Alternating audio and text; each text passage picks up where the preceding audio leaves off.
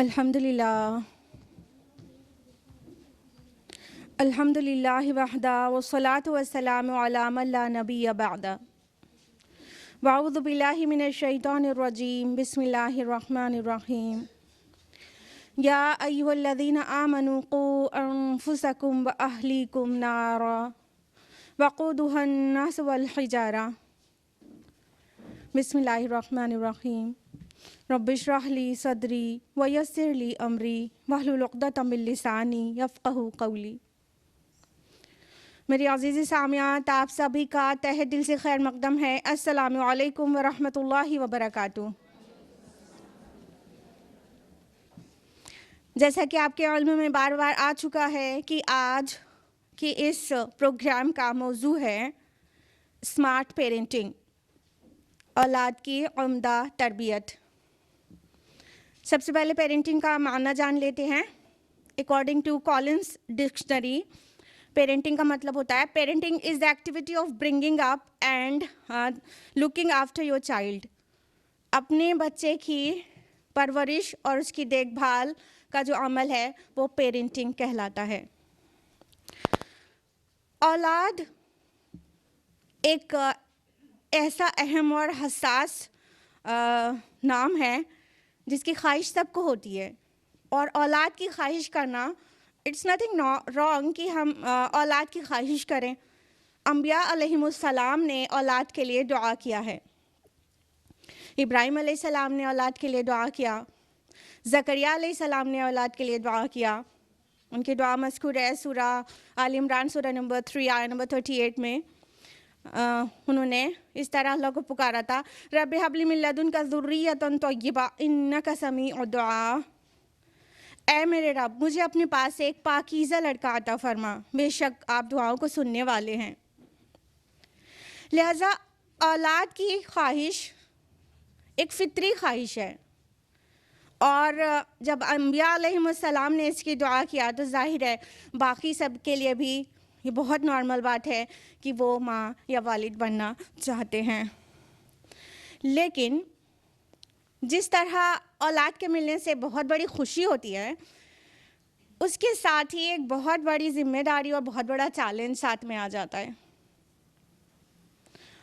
और ये पेरेंटिंग या औलाद की तरबियत ये अहम मौजू हमेशा ही रहा है, लेकिन हम जिस दौर में जी रहे हैं, जो साइंस और टेक्नोलॉजी का एरा है, इंफॉर्मेशन एज कह सकते हैं इसको, डिजिटल एज कह सकते हैं, और वो डिजिटल एज के साथ साथ दौरे पुरफितन भी कह सकते हैं। तो हम जिस दौरे पुरफितन में जी रहे हैं उसमें ये पेरेंटिंग एक चैलेंजिंग मसला है। अहम तो हमेशा ही था, औलाद की तरबियत अहम तो हमेशा ही थी, लेकिन इस एरा में, इस दौर में ये एक चैलेंजिंग मैटर है। और अक्सर व बेशतर वालिदैन बहुत खौफज़दा रहते हैं और बहुत टेंस्ड रहते हैं इस वजह से कि उनके बच्चे बड़े हो रहे हैं और इस पुरफितन माहौल में उनकी तरबियत करनी है, उन्हें बचाकर चलना है। तो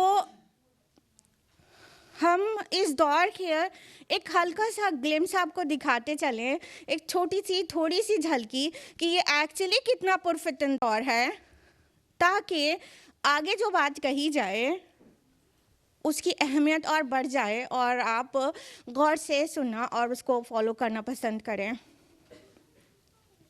देखिए, हम जिस एरा में जी रहे हैं उसमें एक फितने वाला डिवाइस सबके हाथ में होता है, और ये है मोबाइल। सब चीज़ें बुरी नहीं है, लेकिन उसके अक्सर इस्तेमाल बहुत प्रॉब्लमेटिक है इस दौर में। तो ये मोबाइल बच्चों के भी हाथ में है और वो वालिदैन ही देते हैं। सोशल साइंस के प्रोफेसर नीलम विनोद कहती हैं कि वालिदैन अपने बच्चों को इस मोबाइल की शक्ल में थोड़ी सी आसानी के लिए और उनको कहीं इंगेज करने के लिए की ऑफ डिस्ट्रैक्शन हैंड ओवर कर देते हैं, और जिसके इस्तेमाल से आज बच्चे कम और एडल्ट्स ज़्यादा हो गए हैं। उसके अलावा ये जो मोबाइल का इस्तेमाल है ना, ये बच्चों के लिए जो उनके ब्रेन के केमिकल्स हैं ना, उनको अफेक्ट कर रहा है और बैडली अफेक्ट कर रहा है। और डोपामिन न्यूरोट्रांसमीटर्स के बहुत सारे उससे रिलेटेड बहुत सारी प्रॉब्लम्स आने लगी है। लिहाजा बच्चे आज पहले के मुकाबले काफ़ी ज़्यादा झगड़ालू, बात बात पे चिड़चिड़ाने वाले और झगड़ा करने वाले, वॉयलेंट, एग्रेसिव और चिड़चिड़े और बात बात पे परेशान ज़्यादा हैं, पहले के मुकाबले बहुत ज़्यादा। और नींद ना आना, उन्हें थकावट होना और बहुत सारी चिड़चिड़ापन, ये बहुत नॉर्मल बात हो गई है हर घर के बच्चों में। लिहाजा हमें ये जानना चाहिए कि रिसर्चेस इस बारे में क्या कहते हैं। रिसर्चेस के मुताबिक ये जो मोबाइल है ना, इसकी जो ब्लू लाइट है सेल फोन की, ये मेलाटोनिन के प्रोडक्शन में रुकावट बनती है, जिसकी वजह से उनका स्लीप पैटर्न बिगड़ जाता है। रिसर्चेस और स्टडीज़ में पाया गया है कि 64% बच्चों का मोबाइल यूज़ करने की वजह से उनके स्लीप पैटर्न बिगड़ गया।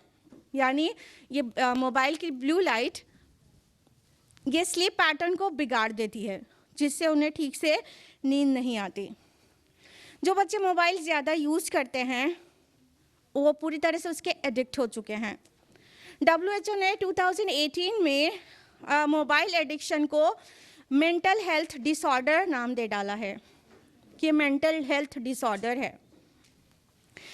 और PMC जर्नल की 2020 की एक रिपोर्ट है जो कि PUBG के मुतालिक है कि PUBG खेलने वाले बच्चों में सुसाइड और मर्डर करने की तरफ उनकी विल बढ़ रही है। यानी जो बच्चे PUBG खेलते हैं वो सुसाइड और मर्डर अटेम्प्ट करते हैं। और ये न्यूज़ आप लोग अपने अराउंड अक्सर पढ़ती ही रहती होंगी।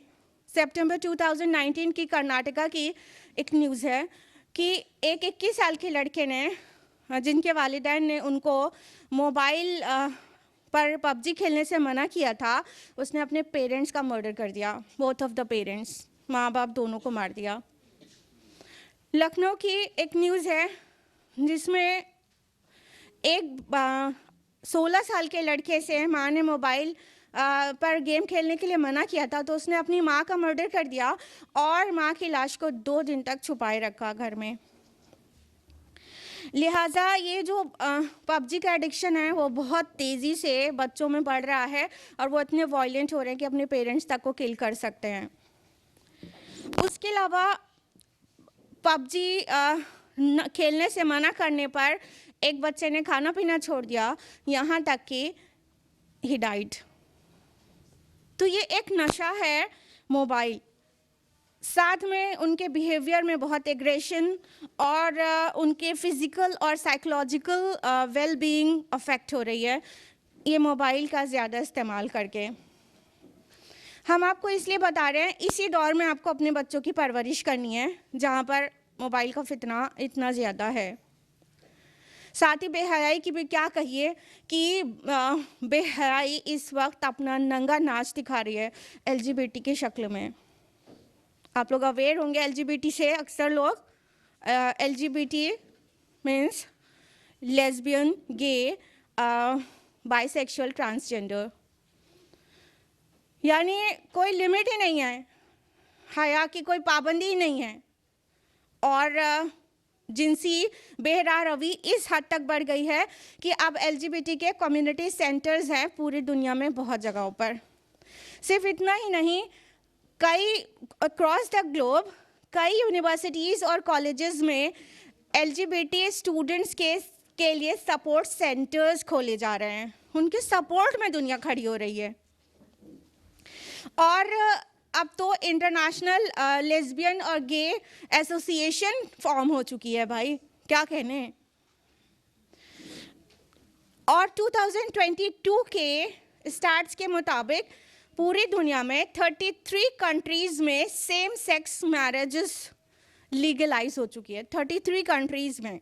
इंडिया को भी बहुत पाक साफ नहीं समझिए, इंडिया का स्टेटस भी इलीगल नहीं है, ये LGBT इलीगल नहीं है सेम सेक्स मैरिज, बल्कि इंडिया के ताल्लुक से ये बात कही जा सकती है कि यहाँ पर भी पार्शली लीगलाइज्ड है सेम सेक्स मैरिजेस। लड़की लड़के से करे शादी या लड़का लड़के से करे शादी, इट्स नॉर्मल। उसके अलावा इन बेहयाई के अलावा हम जिस दौर पुरफितन में जी रहे हैं उसमें हम देखें कि दिन ब दिन ओल्ड एज होम्स बढ़ रहे हैं, यानी बच्चे वालिदैन के हुकूक नहीं देना चाह रहे हैं। 728 ओल्ड एज होम्स हैं इंडिया में और वो 25% की रेट से हर साल बढ़ रहे हैं। रीज़न साफ है, due to the increasing trend of nuclear families. आपको पता है अब सब न्यूक्लियर फैमिली में रहना पसंद करते हैं, जिसमें माँ बाप बच्चे हों और दादी दादा जैसा कोई कॉन्सेप्ट ना हो। तो ओल्ड एज होम्स का बढ़ना ये जाहिर बात है कि सबके लिए ख़तरा है कि ये हमारा फ्यूचर ना हो। जब आपका गुजर किसी ओल्ड एज होम से होता होगा, दिल में ख्याल आ ही जाता होगा कहीं ये मेरा फ्यूचर तो नहीं। लिहाजा औलाद अपने वालिदैन के हुकूक नहीं देना चाह रही है, लेकिन वालिदैन को भी एक बात का ख्याल रखना चाहिए। एक मुकदमा आया था उमर फारूक रज़ियल्लाहु अन्हु के पास। एक शख्स थे, वो अपने बेटे को लेकर आए और बोला, या अमीरुल मोमिनीन, ये मेरा बेटा है लेकिन ये मेरे हुकूक नहीं देता, इससे कहिए कि ये ऐसा ना करे, इसे समझाइए। इससे पहले कि उमर रज़ियल्लाहु अन्हु उस लड़के की तरफ मुखातिब होते, उस लड़के ने कहा, या अमीरुल मोमिनीन, क्या औलाद के भी वालिदैन पर कुछ हुकूक होते हैं? तो उमर बिन ख़त्ताब रज़ियल्लाहु अन्हु ने फरमाया, हाँ क्यों नहीं। औलाद के वालिदैन पर ये हुकूक हैं कि वो उसके लिए वालिद और उसके लिए अच्छी माँ का इंतखाब करें, फिर उसका अच्छा सा नाम रखे और उसकी तालीम और तरबियत में मशक्क़त उठाए, यानी अच्छी तालीम और तरबियत करें। तो उस लड़के ने कहा अपने वालिद के मुंह पर, उस लड़के ने कहा कि या अमीरुल मोमिनीन, इसने मेरे हुकूक नहीं दिए हैं। इसने निकाह एक मजूसिया से किया और मेरा नाम गुबरेला रख दिया, गोबर का जो कीड़ा होता है, और मेरी तालीम और तरबियत में कोई मशक्क़त नहीं उठाई, इसने मेहनतें नहीं की। तो उमर बिन ख़त्ताब रज़ियल्लाहु अन्हु ने यह कहकर मुकदमा रद्द कर दिया कि तुम अपनी औलाद के हुकूक नहीं देते हो और जब ये बड़े हो जाते हैं तो इनसे अपने हुकूक मांगते हो। लिहाजा रियलिटी ये है, यानी वालिदैन भी अपने बच्चों के हुकूक नहीं दे रहे हैं, उनकी सही तालीम और तरबियत नहीं कर रहे हैं। इस वजह से फ्यूचर में बिल्कुल वही चीज़ उनको मिलती है कि वो अब औलाद वालिदैन के हुकूक नहीं दे रही होती। लिहाजा हम लोग बहुत जल्दी से होशमंद हो जाएं और ये समझ जाएं कि बच्चों की तालीम और तरबियत एक नहायत संगीन, अहम और हसास मसला है। उस पर बैठें, गौर व फिक्र करें और एक्शन प्लान बनाएं और करना शुरू कर दें। सबसे पहले हम जानेंगे कि औलाद की तरबियत का सही वक्त क्या होता है, जिसमें हम में से अक्सर लोग धोखा खा जाते हैं। देखिए, एक मर्द की बात करें अगर, तो उसकी औलाद की तरबियत का सही वक्त है बिफोर मैरिज, जब उसके लिए लड़की देखी जा रही है। अगर आप में से कोई ख़वातीन अपने बेटे के लिए बहू तलाश रहे हैं तो समझ लीजिए ये सही वक्त है अगली जनरेशन की सही तरबियत का, कि आने वाली जनरेशन को किस गोद में आप पलवाती हैं। यानी जब अपने बेटे के लिए बहू का चुनाव करें तो दीन देखें, दीनदार गोद में परवरिश पाएगा तो अच्छा और वालिदैन के हुकूक देने वाला बनेगा। लेकिन अगर हमने दीन नहीं देखा तो वहीं पर सबसे पहली गलती कर दी। और अगर ख़वातीन की बात करें तो उनका एक्टिव रोल शुरू हो जाता है जब वो प्रेग्नेंट होती हैं। जी हाँ, बच्चा पैदा होने के बाद नहीं, 5-10 साल के बाद नहीं तरबियत का वक्त शुरू होता। तरबियत का वक्त शुरू हो जाता है प्रेगनेंसी से। 24th वीक एम्ब्रियो मदर्स वूम में रहकर भी सुनता है। Hearing sense 24th week develop हो जाता है, तो एम्ब्रियो सुनने लगता है और उसे मुतासिर होता है।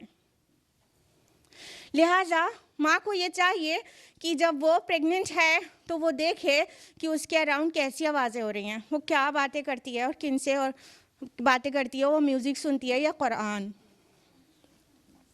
तो तरबियत का सही वक्त वो है जिसमें अक्सर लोग धोखा खा जाते हैं, और 2, 4, 5 साल का बच्चा होता है, कहते हैं अभी तो बच्चा है, अभी बहुत छोटा है, बड़ा होगा तो सही हो जाएगा, बड़ा हो जाएगा तो समझ जाएगा, नेक दीनदार हो जाएगा।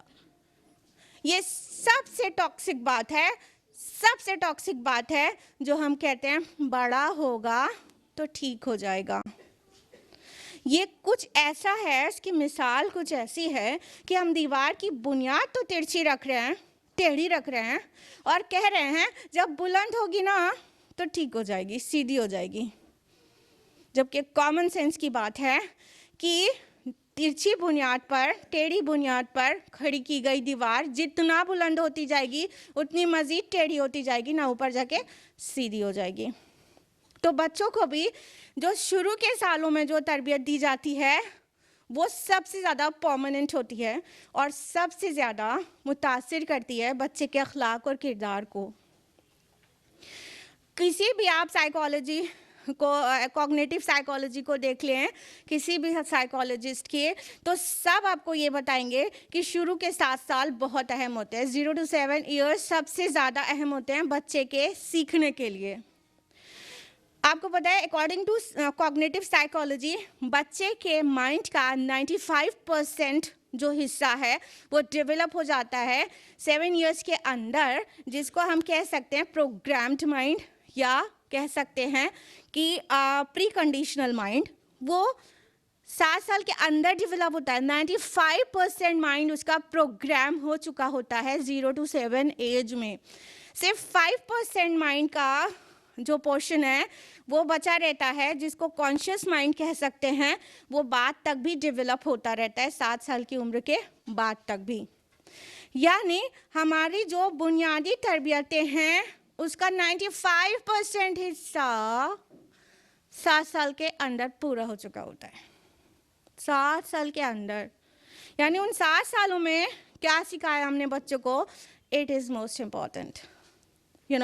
इतने छोटे बच्चे को नेकी बदी नहीं पता होती, उसे खैर और शर की तमीज़ नहीं है, क्या अच्छा है क्या बुरा वो नहीं जानता, क्या गुनाह है क्या सवाब उसको नहीं पता, हलाल और हराम उसे नहीं पता रहता। इतना छोटा बच्चा सिर्फ ये देखता है उसके गिरदो पेश हो क्या रहा है, वो वहाँ से सीखता है, उसे खैर और शर की तमीज़ नहीं है।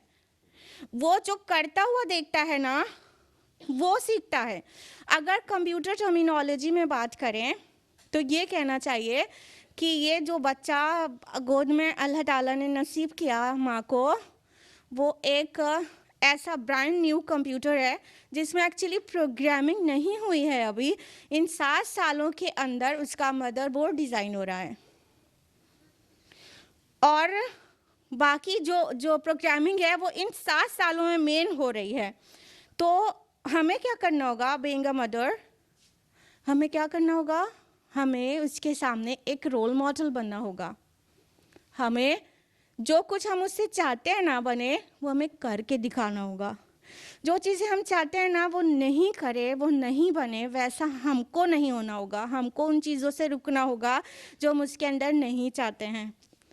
अगर हम उसे सच्चा, ईमानदार, वफादार और वादे का पाबंद बनाना मकसूद है तो ये सारी चीज़ें हमें करके दिखानी होगी उसके सामने। जब तक हम ये सब चीज़ें करके नहीं दिखाएंगे तब तक वो बच्चा हमारे सिर्फ कहने से नहीं सीखेगा, वो हमें देख कर सीख रहा है।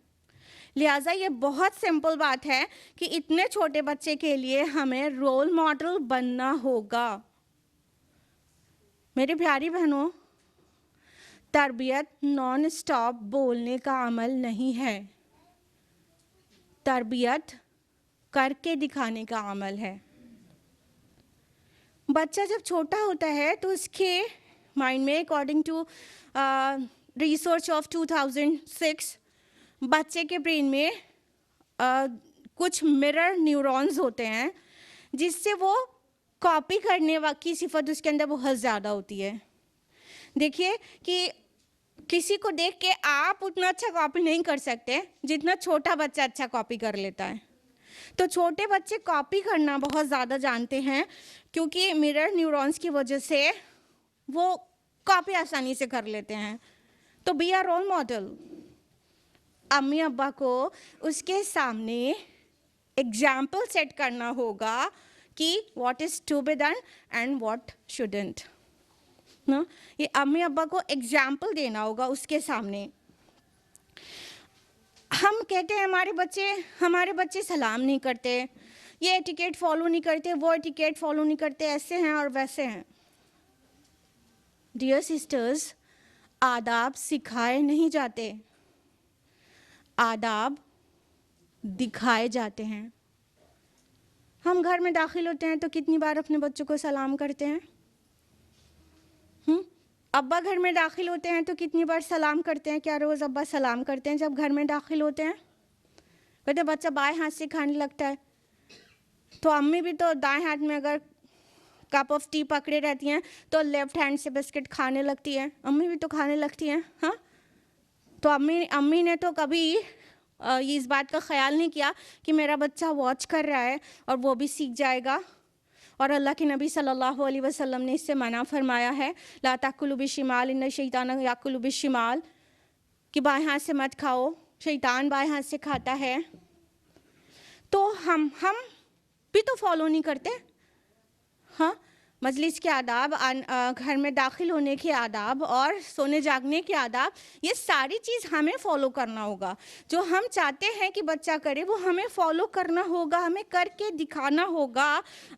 उसके बाद ही हम बच्चे से एक्सपेक्ट कर सकते हैं, सच ए यंग चाइल्ड जो कि 0 to 7 एज का है, कि वो फॉलो करेगा।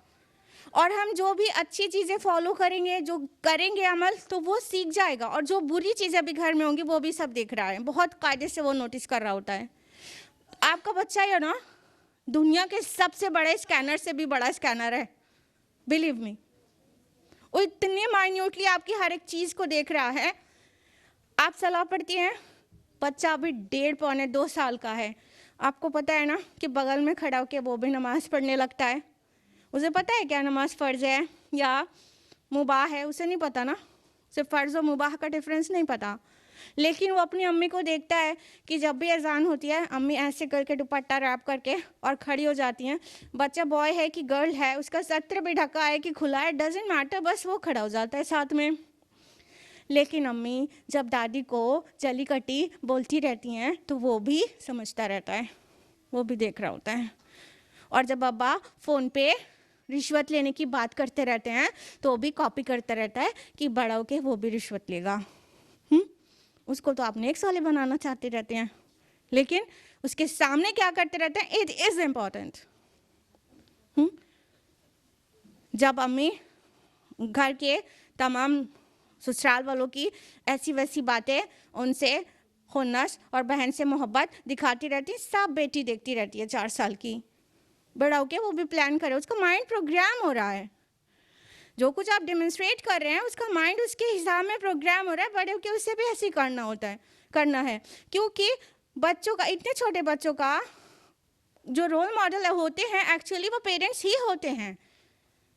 आप जैसा अपने बच्चे के अंदर चाहते हैं वैसे खुद बनना होगा, अदरवाइज जैसे आप हैं वैसा बच्चा बन जाएगा। अगर अब्बू को हर वक्त फ़ोन पे झूठ बोलना है तो वो झूठ बोलना सीख जाएगा, उसे कहना थोड़ी पड़ेगा आपको, बेटा झूठ बोलकर अगर अपना काम निकाल सकते हो तो निकाल लिया करो, कभी ज़ुबान से नहीं सिखाना पड़ेगा। वो झूठा हो जाएगा आराम से, बहुत आसानी से वो झूठा बनेगा, सादिक नहीं बनेगा। जब अम्मी अब्बा झूठे हैं, अम्मी अब्बा दिन में 10-12 झूठ बोल ही देते हैं कम अज़ कम, तो वो सादिक और अमीन कैसे बन जाएगा? वो तो इतना मासूम है, वो तो ब्रांड न्यू कंप्यूटर था, वो तो ब्लैंक हार्ड डिस्क था, उसके अंदर आपने जो कुछ डाला है उसके अंदर गया है। आप कोई भी कॉग्निटिव साइकोलॉजी उठाकर देख लीजिए, जो लोग ने बीएड किया उन लोग ने बहुत स्टडी किया होगा। जीन पियाजे की जो कॉग्निटिव डेवलपमेंट थ्योरी है उसमें 4 स्टेजेस उन्होंने मेंशन की है, और जो फर्स्ट 2 स्टेजेस है, first stage sensory sensory motor stage 0 to 2 years, और सेकेंड जो स्टेज है pre operational stage 2 to 7 years पर है। इन दोनों स्टेजेस में बहुत क्लियर है कि बच्चा बैकग्राउंड से सीखता है, जो कुछ विटनेस करता है वो सीखता चला जाता है, उस हिसाब से उसका माइंड प्लान और प्रोग्राम हो जाता है। चाहे आप ब्रूनर्स थ्योरी देखें, चाहे आप एरिक एरिक्सन की 8 स्टेजेस साइको सोशल डेवलपमेंट देखें, उसमें जो ये एज ग्रुप को जिसने भी डिस्क्राइब किया है, कोई भी आप कॉग्निटिव साइकोलॉजी उठाकर देख लीजिए, जितने भी जो लर्निंग साइकोलॉजी जिन्होंने भी डिस्क्राइब किया है, सब ने इस स्टेज को अप टू 7 वो यही बताया है कि वो बैकग्राउंड से जो चीज़ें हो रही होती हैं वहाँ से सीखता है। तो ज़रूरत है कि बैकग्राउंड में एक खुशनुमा माहौल दिया जाए बच्चे को, उसको डूज जो आप चाहते हैं वो चीज़ें करके उसके माहौल में उसे दिखा रहे हों। दूसरी चीज़ बहुत अहम जो इस उम्र में सिखाने की है, जो बोल के भी सिखाई जा सकती है, वो है अल्लाह की मारिफत बच्चे को हासिल कराई जाए, अल्लाह ताला को पहचानवाएं, मेक देम रिकग्नाइज अल्लाह सुब्हानहू व तआला देयर क्रिएटर, उनको बताएं उनका रब कौन है। कैसे कैसे बताएं? आप सब्जी काट रही हैं, टमाटर काट रही हैं, आप उससे बात करती रहें, 4 साल का बच्चा है, 3 साल का बच्चा है, आप उससे बात करती रहें, देखिए कितना ब्यूटीफुल अल्लाह ताला ने बनाया है, टेस्ट भी इतना अच्छा, कलर भी अच्छा, देखिए सीड्स कितनी ब्यूटीफुली अरेंज्ड है, ये सब अल्लाह ताला ने बनाया हमारे और आपके लिए, हमको कितना प्यार करते हैं अल्लाह ताला। आप उसके लिए अनार का जूस बनाने जा रही हैं, अनार काट रही हैं, उससे बताइए, बोलते रहिए उससे, देखिए कि ये कितना कितना मोती की तरह बीज अंदर अल्लाह ताला ने दाने अल्लाह ताला ने अरेंज किया है, कितनी अच्छी तरह से सेट है ये, और इसके ऊपर कितनी हार्ड कवरिंग है कि वो डिस्टर्ब नहीं हो, अंदर पूरा जूसी है, ऊपर से कितनी हार्ड कवरिंग, अल्लाह ताला ने कितना वाइजली सेट किया है इसको, हाउ ब्यूटीफुल अल्लाह's क्रिएशन इज़। हाँ, ऐसे बोलते रहिए, ये अल्लाह ताला का रिकग्निशन होगा उसके लिए, वो पहचानेगा, मारिफत इलाही उसको वहाँ से मिलेगी, बहुत छोटेपन से अल्लाह को पहचानने लगेगा। कहीं सैर पर जाएं तो जो ब्यूटीफुल सीनरी हो उसके बारे में बताते रहें, ये सब अल्लाह ताला ने बनाया हमारे और आपके ज़ौक़े जमाल के लिए, कि हमको ब्यूटी अच्छी लगती है तो अल्लाह ताला ने सब कितना ब्यूटीफुल बनाया हमारे और आपके लिए, अल्लाह ने मुसख्खर कर दिया, देखिए चाँद ये शाम को कितना अच्छा लगता है, ये अल्लाह ताला ने बनाया और कितना ब्यूटीफुल बनाया, बताते रहिए। ये हो गया अल्लाह ताला की मारिफत इतने छोटे बच्चे के अंदर भी डाल पाना। आप रोज़मर्रा के कामों के दरमियान ये काम बहुत हुस्न के साथ कर सकते हैं। देखिए कुतुबुद्दीन बख्तियार काकी का वाक़या है, उनकी वालिदा उसको खाने को भी देती थी अपने बच्चे को, तो भी अल्लाह की मारिफत करा देती थी। वो खाना बना के, रोटी बना के उसे दे नहीं देती थी, उसे छुपा देती थी, और बच्चे से कहती थी कि जाइए देखिए ढूंढिए, अल्लाह ताला ने आपके लिए रिस्क भेजा होगा, अल्लाह राज़िक़ है, अल्लाह रिस्क देता है, आपका रिस्क कहीं ना कहीं तो भेजा होगा उसने, तो जाइए आप ढूंढिए। बच्चा ढूंढता था तो उसे मिल जाता था खाने को, वो खुश हो जाता था, धीरे धीरे उसे यकीन हो गया रिस्क देने का काम अल्लाह ताला का है। एक मरतबा वो बाहर थी और बच्चे का मदरसे से वापस आने का वक्त हो गया, और वो इतना परेशान कि मैंने जो अपने बच्चे के अंदर तौहीद डाली है, अल्लाह पर तवक्कुल डाला है, वो पूरा डिस्टर्ब हो जाएगा आज, और वो घर नहीं पहुंच पा रही थी। तो फिर बच्चा मेरा उसको खाने को कैसे मिलेगा, और वो पूरा पूरा डिस्टर्ब हो जाएगा, मैंने जो तौहीद उसके अंदर डाली है। तो वो नहीं पहुंच पाई वक्त से घर, लेकिन जब आकर घर में उन्होंने दरियाफ्त किया बच्चे से खाने के मुताल्लिक, तो बच्चे ने गवाही दी, उसको तो रिस्क मिल गया, अल्लाह ताला का काम है ना रिस्क देना, अल्लाह ताला ने मुझे रिस्क पहुंचा दिया, मैंने खा लिया, मैं भूखा थोड़ी हूँ, रिस्क देना तो अल्लाह ताला का काम है। इस तरह अल्लाह ताला भी लाज रखते हैं आपकी तरबियत की।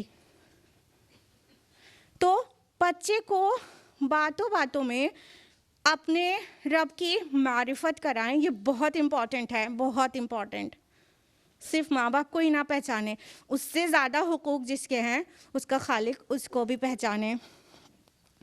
लेकिन हमारी पेरेंटिंग अक्सर, चूँकि माहौल में इतनी चिड़चिड़ाहट है, सॉरी टू से, सास नंद का झगड़ा, रोज़ाना का काम का थकान, और ये सारी चिड़चिड़ाहट बच्चों पे डांट डपट के हम निकालते रहते हैं, मासूमों पर, बेगुनाह, जिन्होंने कुछ भी नहीं किया, मार मार के डांट डांट के उनकी परवरिश करते हैं। देखिए, ध्यान रखिएगा कि बच्चों को डांटने के बहुत सारे नुकसानात हैं। जो बच्चे खौफ में जीते हैं ना, उसका पूरा फुल फ्लेज डेवलपमेंट नहीं हो पाता। 2 खौफ के साथ बच्चे दुनिया में आते हैं बाय बर्थ। जो 2 खौफ हैं वो है एक ऊंचाई से गिरने का खौफ और एक ऊंची आवाज़ का खौफ। जब बच्चे को डांटा जाता है ना, या किसी से भी जब ऊंची आवाज़ में बात किया जाता है, डांट कर, फटकार कर, तेज़ आवाज़ में चिल्ला कर, तो ऑल 5 सेंसेस फ्रीज हो जाते हैं और लाशऊर तक कोई भी बात नहीं पहुंचती। आपको पता होना चाहिए पार्ट्स ऑफ कम्युनिकेशन, जो बात हम कहते हैं उसमें कौन से फैक्टर्स कितना रिस्पॉन्सिबल होते हैं। जो बात हम बोलते हैं उसमें 55% हमारी बॉडी लैंग्वेज रिस्पॉन्सिबल होती है कन्वे करने में, और 38% टोन रिस्पॉन्सिबल होता है, और सिर्फ 5% वर्ड्स। क्या अल्फाज इस्तेमाल किया उसकी वैल्यू इतनी कम है, लेकिन किस टोन में बोला ये बहुत ज़्यादा है। लिहाजा जब हम हाई टोन में बच्चों से बात करते हैं, उन्हें कुछ नहीं समझ में आता। आपने देखा होगा कि आपने एक दिन बच्चे को बहुत चिल्लाया, बहुत डांटा किसी बात के लिए, और अगले दिन वो ही काम करता हुआ फिर नज़र आता है। आता नहीं आता? फिर आप कहते हैं कितना ढीठ हो गया, अब इतना छोटा है इतना ढीठ हो गया। अल्लाह अकबर, आप समझे ही नहीं। जब हम हाई पिच पे बात करते हैं ना, बोलते हैं, तो वो उसके धातु शऊर तक नहीं पहुंचती बात। अब इसी तरह अपने काम वाले लोग के साथ भी करते हैं ना, सब हम में से अक्सर ही लोग, हाँ, अपनी मेट्स के साथ कितना चीखते चिल्लाते हैं, इतनी ज़ोर ज़ोर चिल्ला के एक बात कहते हैं जो चीज़ पसंद नहीं आई रहती उसके मुतालिक, और अगले दिन कहते हैं, देखते वो फिर वही कर रही है, तो सोचते हैं हद हो गई, कल इतना चिल्लाए हैं हम इसके ऊपर, आज इसने फिर वही किया। अब इसको बिल्कुल रिवर्स अटेम्प्ट करके देखिए, बच्चों के ऊपर, चाहे मेट के चाहे किसी के भी ऊपर, बहुत प्यार से सॉफ्ट वॉइस में समझा कर बात करके देखिए। वही बात, कुछ गलती कर रहा है, डांटने के बजाय बहुत प्यार से समझा कर बात करने की बात करिए और उसे खूब अच्छी तरह समझा दीजिए। देखिए अगले दिन वो रिपीट नहीं करेगा। बहुत फ़र्क पड़ता है ऊंची आवाज़ में बात करने और समझा कर बात करने में। लिहाजा हमें चाहिए कि हम अपने बच्चों से प्यार से डील किया करें, और ना सिर्फ बच्चों से डायरेक्ट डील करने में, बल्कि इस बात का बहुत ख्याल रखें कि शौहर बीवी झगड़ा ना करें बच्चों के सामने। माँ बाप के झगड़ों की वजह से बच्चों के इर्तिका पर, उनके जहनी इर्तिका और पूरा उनको साइको सोशल डेवलपमेंट, सब तरह का डेवलपमेंट मुतासर होता है अगर माँ बाप झगड़ा कर रहे हैं। यू वोंट बिलीव, यूके और इंटरनेशनल रिसर्चेस के सेवरल डिकेड्स की स्टडीज़ का हम आपको रिपोर्ट बता रहे हैं कि 6 महीने के बच्चे के सामने अगर पेरेंट्स कॉन्फ्लिक्ट होता है, माँ बाप झगड़ा करते हैं, तो उसके हार्ट रेट बढ़ जाती है और स्ट्रेस हार्मोन रिस्पॉन्सेस इंक्रीज़ हो जाते हैं। 6 महीने के बच्चे के सामने झगड़ा करने से माँ बाप के इतना बड़ा फ़र्क पड़ता है। कार्डिफ यूनिवर्सिटी के न्यू स्टडी के मुताबिक माँ बाप के झगड़ों की वजह से बच्चे का फिज़िकल, इमोशनल और डेवलपमेंटल जो हेल्थ है वो मुतासिर होती है। सब तरह की उसकी हेल्थ मुतासिर होती है माँ बाप के झगड़ों से। इतना ही नहीं, अकॉर्डिंग टू गॉटमैन्स रिसर्च, 3 महीने के बच्चे के सामने भी अगर पेरेंट्स कॉन्फ्लिक्ट हो, 3 महीना इन्फेंट, 3 months इन्फेंट, उसके सामने पेरेंट्स कॉन्फ्लिक्ट का असर उसके ऊपर बाद में ये पड़ सकता है कि उसके अंदर लोअर कैपेसिटी ऑफ कंसंट्रेशन हो जाए, या जॉय की कैपेसिटी कम हो जाए, या ability of being calm down वो मुतासिर हो जाए इतने छोटे बच्चे के सामने। और जब माँ बाप घर में झगड़ा करते रहते हैं ना, तो उन बच्चों के अंदर डिप्रेशन रिकॉर्ड किया जाता है। कि आपको पता होगा चाइल्ड डिप्रेशन आजकल एक कॉमन चीज़ होती जा रही है। बच्चों के अंदर डिप्रेशन कहाँ से होता है? गोद के बच्चे के सामने भी जब झगड़ा कर रहे होते हैं, वहाँ से बिगिन होता है। तो डिप्रेशन, एंजाइटी या बिहेवियरल इश्यूज, बहुत ज़्यादा एग्रेसिव होना, इवन उनकी कॉग्निटिव परफॉर्मेंस का डिक्लाइन होना, ये सारी चीज़ हो सकती है। अभी बच्चा स्कूल में लो ग्रेड लेकर आएगा तो मम्मा उसे 500 बात सुनाएंगी, लेकिन उन्होंने कभी भी ये नहीं सोचा होता कि क्या पता हम दोनों के झगड़े की वजह से इसकी कॉग्निटिव परफॉर्मेंस डाउन हो रही है, इसके ग्रेड्स लो हो रहे हैं। हम खुद गलत हो सकते हैं और बच्चे को जिसके लिए डांट रहे होते हैं। उसके अलावा इन झगड़ों की वजह से मदर फादर के जुवेनाइल डेलिंक्वेंसी बढ़ रही है। आपको पता है बच्चे भी आजकल जुर्म करने लगे हैं, छोटे छोटे बच्चे बड़ा बड़ा जुर्म पढ़ते होंगे न्यूज़पेपर में। और मैल एडजस्टमेंट ये भी इसकी वजह से हो सकता है। बच्चे एडजस्ट नहीं होते हैं, स्कूल में नहीं एडजस्ट कर पाते हैं, सोसाइटी में नहीं करते, पार्क में नहीं करते, दोस्तों के साथ एडजस्ट नहीं होते, पार्टीज़ में कहीं नहीं। इसको मैल एडजस्टमेंट कहते हैं। और उसके अलावा उनका सोशल बिहेवियर ख़राब हो सकता है। इवन स्मोकिंग और ड्रिंकिंग की उनको आदत लग सकती है इन घरेलू झगड़ों की वजह से उनके सामने। और उनका जो हाई एवरेज ऑफ कॉर्टिसोल है, उनका केमिकल, वो बढ़ता है। उसकी वजह से वो बहुत जल्दी से थक जाते हैं और बहुत जल्दी बीमार हो जाते हैं और उनका स्लीप पैटर्न बिगड़ जाता है और नींद ठीक से नहीं आती। ये सभी कुछ हो सकता है। और बिल्कुल कंट्रास्ट ऑफ इट, जो हैप्पी फैमिली और स्टेबल फैमिली रिलेशंस होते हैं, उस माहौल में पल रहे बढ़ रहे बच्चे, इन सभी चीज़ों के चांसेस उनमें बहुत कम होते हैं। यानी वो बहुत सुकून से उनकी परवरिश हो रही होती है अगर माँ बाप झगड़ा नहीं करते, बहुत अंडरस्टैंडिंग के साथ रहते हैं। हैप्पी फैमिली में बच्चों की परवरिश अच्छी होती है। लिहाजा हमें इस चीज़ को समझें कि हम कम से कम अपने हस्बैंड के साथ बैठ के प्लान सेट करें कि कम से कम बच्चों के सामने तो किसी भी कीमत पे नहीं, कोई कॉन्फ्लिक्ट है भी आपस में तो बच्चों के सामने तो कभी डिस्कस ना हो। अगर कॉन्फ्लिक्ट रिजॉल्व करना है तो भी अलग बैठ के सुकून से, बच्चे के सो जाने के बाद कहीं कोने में जाके, कहीं अलग कमरे में, बच्चों के सामने तो बिल्कुल नहीं। उनके पूरे फ्यूचर, पूरे करियर, पूरे हेल्थ का सवाल है। लिहाजा अल्लाह ताला ने कलम के ज़रिए इल्म दिया ना, अल्लज़ी अल्लम बिल कलम। उठाएं कलम और लिखें कि 0 से 7 की एज में, जिनके घर में भी इतने छोटे बच्चे हैं, लिखें बैठ के हस्बैंड वाइफ मिलकर कि क्या करना है और क्या नहीं करना है। तो डूज एंड डोंट्स लिख डालें, प्लान करके करेंगे। परवरिश बच्चों की कोई ऐसे ही छोटा सा टास्क नहीं दे दिया गया आपको, ये बहुत बड़ा टास्क है, बहुत बड़ा टास्क है।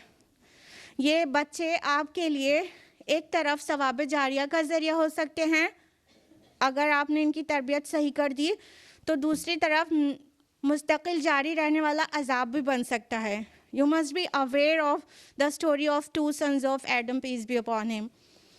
सूरह माइदा सूरह नंबर 5 आयत नंबर 27 से 30 में हाबिल और काबिल की स्टोरी बयान की है अल्लाह ताला ने। काबिल ने हाबिल का कत्ल कर दिया और वो पहला मर्डरर करार पाया।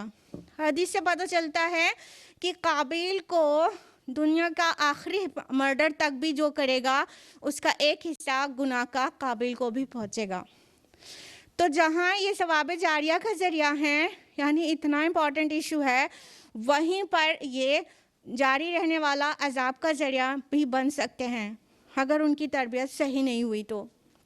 लिहाजा इसके लिए बहुत सीरियस हो जाएं और कलम उठाकर पॉइंट्स लिख डालें कि क्या करना है बच्चों के सामने, क्या नहीं करना है। और पता है बच्चों की तरबियत का एक बहुत मुअस्सर ज़रिया है, वो है कहानियों के ज़रिए से। सुभान अल्लाह, कहानियाँ बच्चे छोटे बच्चे 4 से 11 साल तक के बच्चे बहुत शौक से सुनते हैं। तो चाहे 7 के कम एज के बच्चे हो, चाहे 7 प्लस भी बच्चे हों, कहानियों के ज़रिए आप उन्हें बहुत कुछ सिखा सकते हैं और उससे उनका कॉग्निटिव डेवलपमेंट भी बहुत अच्छा होता है। एल्बर्ट आइंस्टाइन से किसी माँ ने पूछा, मेरा बच्चा मैथमेटिक्स में कैसे अच्छा हो सकता है? तो उन्होंने कहा, कहानियाँ सुनाओ, उससे उसका जहन तेज़ होगा। तो किसी ने पूछा कि कहानियों से जहन कैसे तेज़ होगा? तो बोला कि जब कहानियाँ सुनाई जाती हैं तो बच्चा उसके बारे में दिन भर सोचता रहता है और यहाँ से थिंकिंग प्रोसेस शुरू हो जाता है। और साइंटिस्ट वो ही होता है जिसे थॉट प्रोसेस आता हो, जिसे सोचना आता हो। लिहाजा कहानियों के ज़रिए ना सिर्फ आप उसके ज़हनी इर्तिक़ा करेंगी, बल्कि वो बहुत उम्दा तरबियत भी कर सकती हैं। वो बहुत सारे डूज़ जो आप उससे चाहती हैं वो कहानियों में बता दें तो बहुत मज़े से वो सीख जाएगा, हंसते खेलते सीख जाएगा। इनफैक्ट सिर्फ बच्चों के लिए ही नहीं बल्कि बड़ों के लिए भी कहानियाँ उतनी ही मुतासिर करने वाली होती हैं। अल्लाह ताला ने फरमाया सूरह यूसुफ सूरह नंबर 12 आयत नंबर 111 में, लक़द कान फ़ी क़ससिहिम इब्रतन लिउलिल अलबाब। इन क़िस्सों में उलुल अलबाब के लिए, अक्लमंदों के लिए इबरत है, लेसन्स हैं। यानी अल्लाह ताला हमारा फितरत का खालिक है ना, हमारी साइकोलॉजी का खालिक है। वो जानता है ना कि हम किस चीज़ से सबसे ज़्यादा मुतासिर होते हैं और किस चीज़ से सीखेंगे। तो हिदायत के लिए उसने वो सारी चीज़ कुरान में जमा कर दी है। अब बताइए कुरान में कितने सारे क़सस हैं, कितने किस्से हैं, हाँ। और यूसुफ अलैहिस्सलाम के किस्से को अहसनुल क़सस कहा गया है कुरान हकीम में, सूरह यूसुफ में ही अहसनुल क़सस। यानी बहुत सारी किस्से हैं यूसुफ अलैहिस्सलाम के किस्से में, तो हर एज ग्रुप के लिए बहुत सारे लेसन्स हैं। उनके बचपन का भी जिक्र है उसमें, उनकी जवानी का भी है और उनके स्टेबल होकर रूलर बन जाने का भी है। तो हर किसी के लिए उसमें लेसन्स हैं। अदर देन यूसुफ अलैहिस्सलाम, अल्लाह ताला ने कुरान हकीम में मूसा अलैहिस्सलाम के बचपन का तज़किरा किया है, इस्माईल अलैहिस्सलाम के बचपन का जिक्र है। तो अपने बच्चों को कहानियाँ सुनाए ना, खूब कहानियाँ सुनाए। कुरान हकीम से सबसे ज़्यादा कहानियाँ सुनाए। कुरान में अंबिया अलैहिमुस्सलाम के कितने क़सस हैं, बहुत सारे। तो बच्चे के लेवल पे भी वो बहुत बहुत मुतासिर करने वाले होते हैं, बहुत इन्फ्लुएंशियल। तो बच्चों को कहानियाँ, कुरान की कहानियाँ बताएं, अंबिया अलैहिमुस्सलाम की कहानियाँ सुनाएं और मुख्तलिफ मौक़े पर जैसा उस वक्त सूट करे वैसी कहानी सुनाएं। उसके अलावा सीरतुन नबी सल्लल्लाहु अलैहि वसल्लम से उसे कहानियाँ सुनाएं। रसूलुल्लाह सल्लल्लाहु अलैहि वसल्लम का मक्की पीरियड में एक बिल्कुल अलग फ्लेवर है, वो जैसे मौके का ज़रूरत हो सुनाएं, और मदनी पीरियड की सुनाएं। टीनेजर्स जो होते हैं उनको एक्शन मूवीज़ बहुत अच्छी लगती है। इनफैक्ट ये हॉलीवुड बॉलीवुड की जो सक्सेस है ना, वो ये कहानी के ऊपर ही है कि इंसान इतना पसंद करता है कहानियों को कि ये देखो इतना सक्सेसफुल है ये इंडस्ट्री, फिल्म इंडस्ट्री। तो बच्चों को एक्शन मूवीज़ छुड़वाना है तो रसूलुल्लाह सल्लल्लाहु अलैहि वसल्लम के मदनी दौर की कहानियाँ सुनाएं। रसूलुल्लाह के मुतालिक, सहाबा के मुतालिक, खालिद बिन वलीद रज़ियल्लाहु अन्हु, हमज़ा रज़ियल्लाहु अन्हु, उमर रज़ियल्लाहु अन्हु, अली रज़ियल्लाहु अन्हु, इनकी बहादुरी की कहानियाँ सुनाएं ना। छोड़ देंगे, भूल जाएंगे एक्शन मूवीज़, बहुत आसानी से आप छुड़ा सकते हैं। और सब्र, इस्तिकामत और साबित कदमी, ये सब सिखाना है तो मक्की दौर सुनाएं सीरत का। कितनी आसानी से मक्की दौर में हम बच्चे के अंदर सब्र, इस्तिकामत, इस्तिक़लाल पैदा कर सकते हैं। तो सीरत में ही बहुत सारी चीज़ें हमें मिल जाएंगी अदर दैन कुरान। और फिर सहाबा के मुख्तलिफ क़सस, सहाबियात के, अपनी बेटियों को सुनाएं, सहाबियात के क़स्से सुनाएं। बच्चों की कहानियों के ज़रिए जो तरबियत की जाती है वो ना सिर्फ उनके अखलाक और मोरल और इन सब को मुतासिर करती है, बल्कि कई बार उनके बीमारी का इलाज भी उसमें है। जी हाँ, एक सर्वे की रिपोर्ट है कि एक स्टोरी टेलिंग सेशन दिया गया आईसीयू हॉस्पिटलाइज्ड किड्स को, तो उसमें नोटिस किया गया कि उनका ऑक्सीटोसिन इंक्रीज हुआ और उनका कॉर्टिसोल और पेन डिक्रीज हुआ और पॉजिटिव इमोशनल शिफ्ट नोटिस किया गया। यानी बच्चों की हीलिंग और बीमारी से में जल्दी शिफा ये कहानियों से भी हो सकती है। सुभान अल्लाह। अब किस बात की देर है? बच्चों से बहुत सारी बातें किया करें और बहुत कहानियाँ सुनाया करें उन्हें, और जो चीज़ वो नहीं कर रहा है उस चीज़ को कहानी में मोल्ड करके बता दें, इंशाल्लाह करने लग जाएगा। और अब हम लोग जानेंगे कि ये जो सेंसिटिव एज होती है 0 to 7, उसके बाद जो 7 to 13 एज है, इसमें बच्चों के लिए हमें क्या क्या करना चाहिए और क्या नहीं करना चाहिए। 7 to 13 एज ग्रुप के लिए सबसे पहले तो घर में डिसिप्लिन मेंटेन किया जाना चाहिए। बच्चे के ऊपर डिसिप्लिन बना के नहीं थोपना है, सिर्फ घर में डिसिप्लिन बनाना है जिसको अम्मी अब्बा और बच्चा सब मिल के फॉलो करें। उनके सोने जागने का डिसिप्लिन हो, उनके रूटीन सेट हो, उनका जो मोबाइल यूज़ हो रहा है वो सबका तय हो कि अम्मी भी 1 घंटा मोबाइल यूज़ करेंगी, आपको 1.5 घंटा करना है, आप निगोशिएट कर लीजिए, आप अपनी मर्ज़ी से सेट करिए, मगर जो सेट होगा वो सब के लिए होगा। अम्मी भी उतनी ही देर, अब्बू भी उतनी ही देर और बच्चा भी उतनी ही देर। अब ये अलग बात है कि फादर की ज़रूरत ही प्रोफेशनल काम ही मोबाइल पे होगा तो अलग से एक्सप्लेन होगा, अलग से उसका भी डिसिप्लिन सेट होगा। अदरवाइज इन जनरल 1 घंटा अम्मी अब्बू बच्चे सब 1 घंटा मोबाइल यूज़ करेंगे, बस उसके बाद कोई स्क्रीन यूज़ नहीं करेगा। अगर कोई डिसिप्लिन तोड़ेगा उसकी पनिशमेंट भी तय करिए, ये भी डिसिप्लिन है। यानी अम्मी ने 1 घंटे से ज़्यादा इस्तेमाल कर लिया तो फिर तो अब्बू उस दिन बच्चों को लेकर पार्क में जाएंगे घूमने और उन्हें चाट खिलाएंगे और उन्हें आइसक्रीम खिलाएंगे और अम्मी को लेकर नहीं जाएंगे। अब अम्मी चाहे जितना जिद करें और कहें रोल प्ले करिए, नहीं मुझे भी चलना है, प्लीज़ गलती हो गई, नहीं रूल तो यही सेट है, मोबाइल यूज़ नहीं करना है।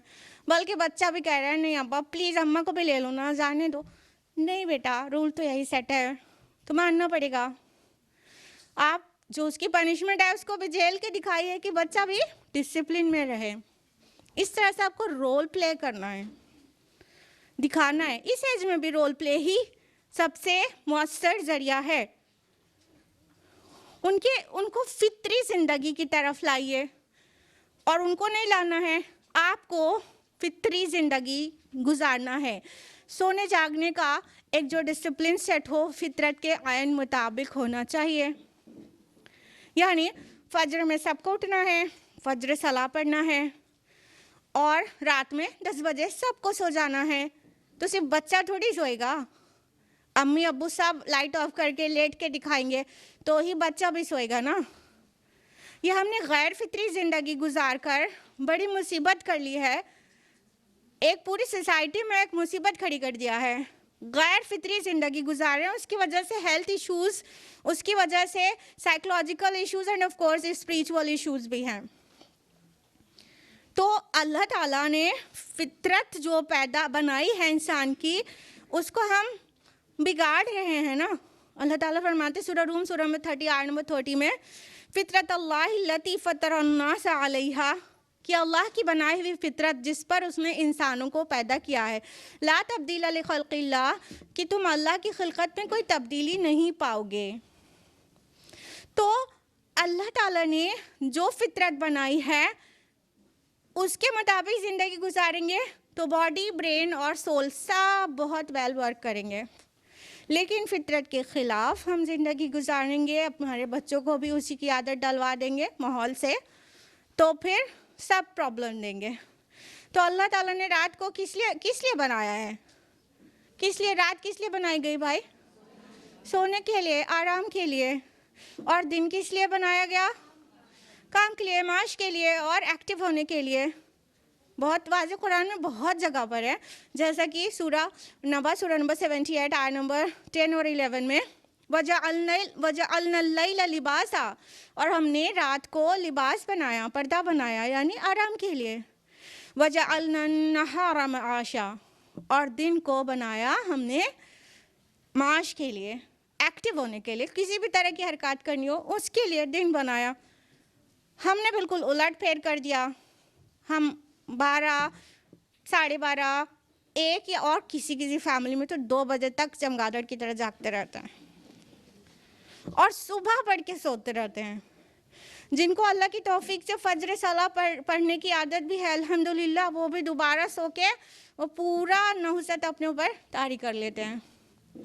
तो हम फितरी ज़िंदगी की तरफ रहें, ख़ुद भी फितरी ज़िंदगी गुजारें और बच्चा भी इंशाअल्लाह बिल्कुल उसके ऐन मुताबिक बच्चा भी डिसिप्लिन में रहेगा।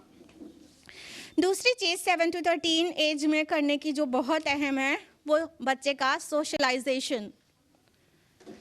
इस उम्र में बच्चा सोसाइटी से सीखेगा, तो सोसाइटी में बहुत एक्सपोज करिए उसको।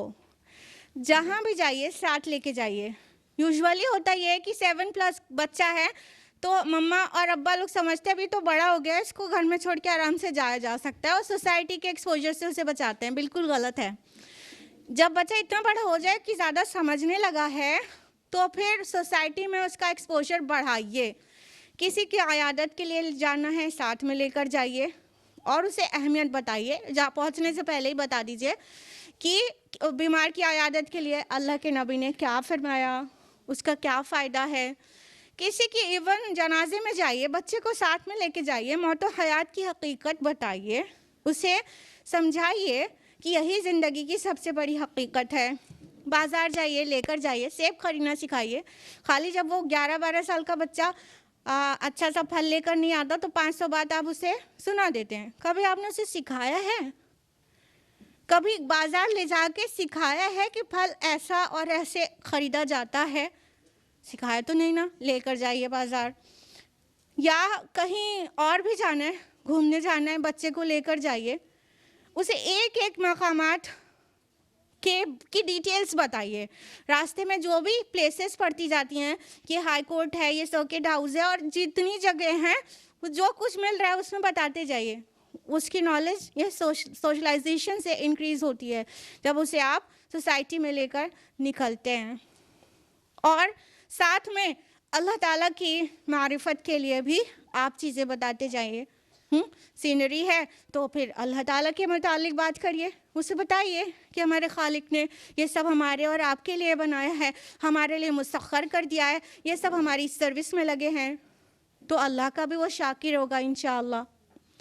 तो इतने बड़े बच्चों को साथ में लेकर हर जगह जाया करें और साथ में ले जाने का मकसद भी बताया करें, और जहाँ पर जा रहे हैं और जहाँ से गुजर रहे हैं हर चीज़ की डिटेल्स बताएं, तो बच्चा तेज़ी से सीखेगा और उसका डेवलपमेंट सब तरह से बेहतर होगा। और एक चीज़ नहीं करने की है, तैयार सुनने के लिए? क्या नहीं करने की है? एक बहुत टॉक्सिक बात, बहुत जहरीली बात जो घर में सबसे ज़्यादा होती है, वो है मनी मेकिंग की। पैसा पैसा, दौलत दौलत, हर दम वही बातें। Like money is being celebrated and talked about much more than values. ये रियलिटी है।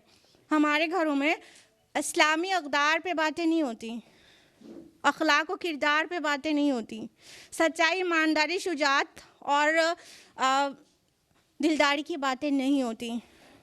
बस दौलत दौलत, पैसा पैसा।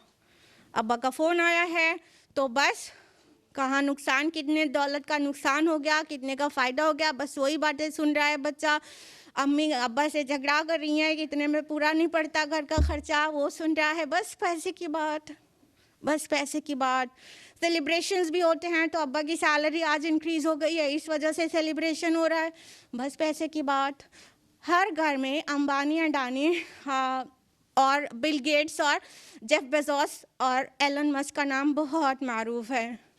कितने घरों में हंजला और उमर, हमज़ा और अली और अस्मा और फ़ातिमा, इनके नाम मारूफ़ और तफ़सीलात मारूफ़ हैं।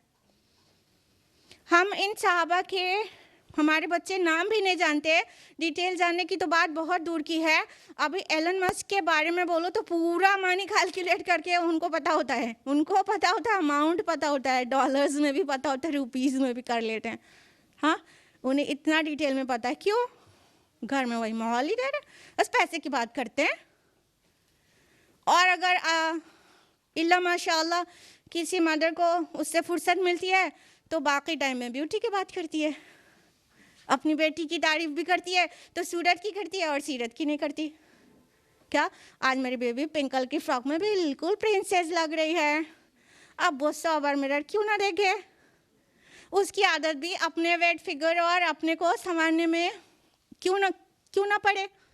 हाँ, तो अगर अम्मा बात कर रही होती हैं तो बहुत बार कॉम्प्लेक्शन, फिगर, आइज़ और ब्लशर और लिपस्टिक, ये बातें हो रही होती हैं। उसकी बेटी की नॉलेज उधर से इंक्रीज़ हो रही थी, इंटरेस्ट उधर बढ़ रहा होता है। और ऑन द होल बेटी बेटा सबके लिए पैसे की बात, यहाँ तक कि हुसूल तालीम का मकसद भी बताया जाता है घरों में।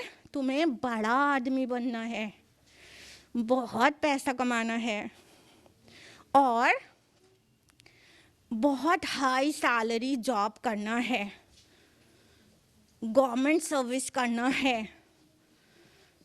मतलब अव्वल तो हमारे दिल की जलन सबसे बड़ी यही है कि मुस्लिम उम्मत तो क़यादत के लिए बनाई गई थी, यहाँ हम नौकर प्रोड्यूस कर रहे हैं। अपने बच्चों को नौकर बनाना सिखा रहे हैं कि कैसे नौकरी करना है, हाई सैलरी वाली नौकरी करना है। Muslim Ummah has been created, has been evolved to lead, not to follow the pagans. मुशरिकीन के को फॉलो करने के लिए मुस्लिम उम्मा नहीं बनाई गई थी, मुस्लिम उम्मत बनाई गई थी उनको लीड करने के लिए। तो वो तो यही बुनियादी गलती कर रहे हैं। फिर तालीम का मकसद हम उन्हें बता रहे हैं कि बड़ा आदमी in the sense of rich person, monetary concept कि दौलत ज़्यादा हो तो बड़ा आदमी। अरे बड़ा आदमी बनाएं आप, लेकिन ज़्यादा दौलत वाला नहीं, ज़्यादा इल्म वाला, ज़्यादा अच्छे ऊंचे किरदार वाला, उम्दा अखलाक वाला, ये बड़ा आदमी होने का हमारे घर में डेफिनेशन होनी चाहिए। ना कि ये कि बड़ा आदमी मतलब ज़्यादा दौलत वाला। हमारे असलाफ की जो माएँ थी ना, वो क्लाइमेक्स था जो वो उलमा बने और बड़े बड़े नाम रोशन किए उन्होंने और मिल्लत और दुनिया को बहुत कुछ दिया। सुफियान सौरी रहमहुल्लाह को कौन नहीं जानता। उनकी वालिदा ने इल्म के हुसूल का जो मकसद था अपने बच्चों को बहुत वेल एक्सप्लेन किया था और उन्होंने एक बार ये भी कहा कि बेटा तुम देखो, इल्म हासिल करने के बाद और 10 हर्फ लिखने के बाद तुम देखो तुम्हारी चाल ढाल में, हिल्म वक़ार में कितना इजाफ़ा हुआ। अगर इसमें कोई इजाफ़ा नहीं हुआ तो तुम्हारे इल्म का कोई फ़ायदा नहीं। हमारे असलाफ की माएँ जो थी वो इल्म इसलिए देती थी कि बच्चे की किरदार साजी करना है, शख्सियत साजी करना है, मनी मेकिंग करने के लिए, एटीएम बनाने के लिए नॉलेज नहीं देती थी।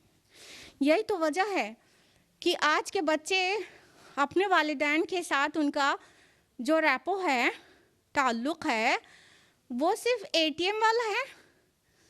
वो 15 साल के हो गए हैं, 17 साल के हो गए हैं, वालिदैन की अहमियत है उनकी नज़र में। क्या अहमियत है? एटीएम है वो, उनकी ज़रूरियात वहीं से तो पूरी होगी। बस ये है। हुसूल इल्म का तो हमने मकसद ही उन्हें गलत बताया था और घर में मनी को सेलिब्रेट किया था, वैल्यूज़ को नहीं किया था, वैल्यूज़ की बातें नहीं की थी। इस्लामी अक़दार हमारे घर से गायब था। तो बच्चा भी बस एटीएम समझता है, उसके बाद लात मार के निकल जाता है। पहले की माएँ कैसी थी? गोल ओरिएंटेड लाइफ उन्होंने दिया था अपने बच्चों को, गोल ओरिएंटेड। कैसी थी वो माएँ? एक बुजुर्ग गुजर रहे थे कहीं से, तो उन्होंने देखा बच्चे खेल रहे हैं, एक बच्चा बैठ के रो रहा है। उन्होंने जाके उससे पूछा कि बेटा तुम खेल क्यों नहीं रहे? तो उसने कहा, अफ़ा हसिबतुम अन्नमा खलक़नाकुम अबसा, क्या तुमने ये समझ लिया है कि हमने तुमको बेमकसद पैदा किया है?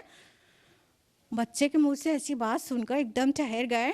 कहा, तुम तो बड़े ज़हीन मालूम होते हो, रो क्यों रहे हो बेटा? जहन्नम की आग मुझे रुला रही है। इतने छोटे बच्चे को जहन्नम की आग रुला रही है, कैसे?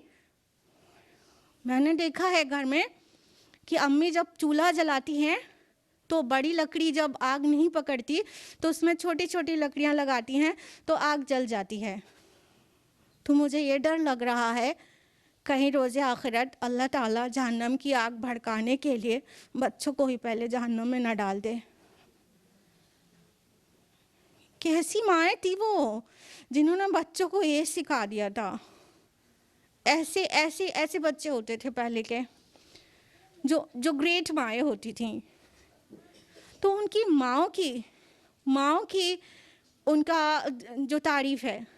आज की माएँ, माफ़ करिएगा कि मोस्ट ऑफ द टाइम तो वो इसके साथ बिज़ी होती हैं। अपना कीमती वक्त कभी इधर से सेल्फ़ी लेने में, कभी यहाँ से सेल्फ़ी लेने में, और कभी स्क्रॉल करने में स्क्रीन को गुजार देती हैं। और ना ज़ुबान वाली तरबियत ना अमल वाली तरबियत कुछ भी नहीं करा रही होती हैं। कोई चीज़ की कमी हो जाए तो रिसोर्सेज का रोना रोती हैं अब्बू से शाम को रोज़ाना। ज़रा सोचिए कि बेआबो गया वादी में एक बच्चे की परवरिश हुई थी। बिल्कुल, माशाअल्लाह, बारकल्लाह, अल्लाह आपके इल्म में इजाफ़ा करे। इस्माइल अलैहिस्सलाम की हाजरा ने, माँ ने अकेले बिना वालिद के उस बच्चे की तरबियत और परवरिश की थी बेआबो गया वादी में, जो वादी गैर ज़ी ज़रा थी। और उस वादी में पला बड़ा बच्चा, कैसी तरबियत थी माँ की, सुभान अल्लाह। हाजरा सलामुन अलैहा, क्या डाल दिया था उन्होंने कि ज़रा बड़ा होता है, टीनेज में पहुँचता है तो अल्लाह ताला इब्राहिम अलैहिस्सलाम को इतने बड़े टेस्ट से गुजारते हैं, जिसका जिक्र है सूरह साफ़ात सूरह नंबर 37 आयत नंबर 102 में। कहते हैं अपने बेटे से, या बुनैया इन्नी अरा फिल मनामी अन्नी अज़बहुक फंजुर माज़ा तरा, ऐ मेरे बच्चे, मैं देखता हूँ ख्वाब में कि मैं तुझे ज़बाह कर रहा हूँ, देख तो ज़रा तेरी क्या राय है।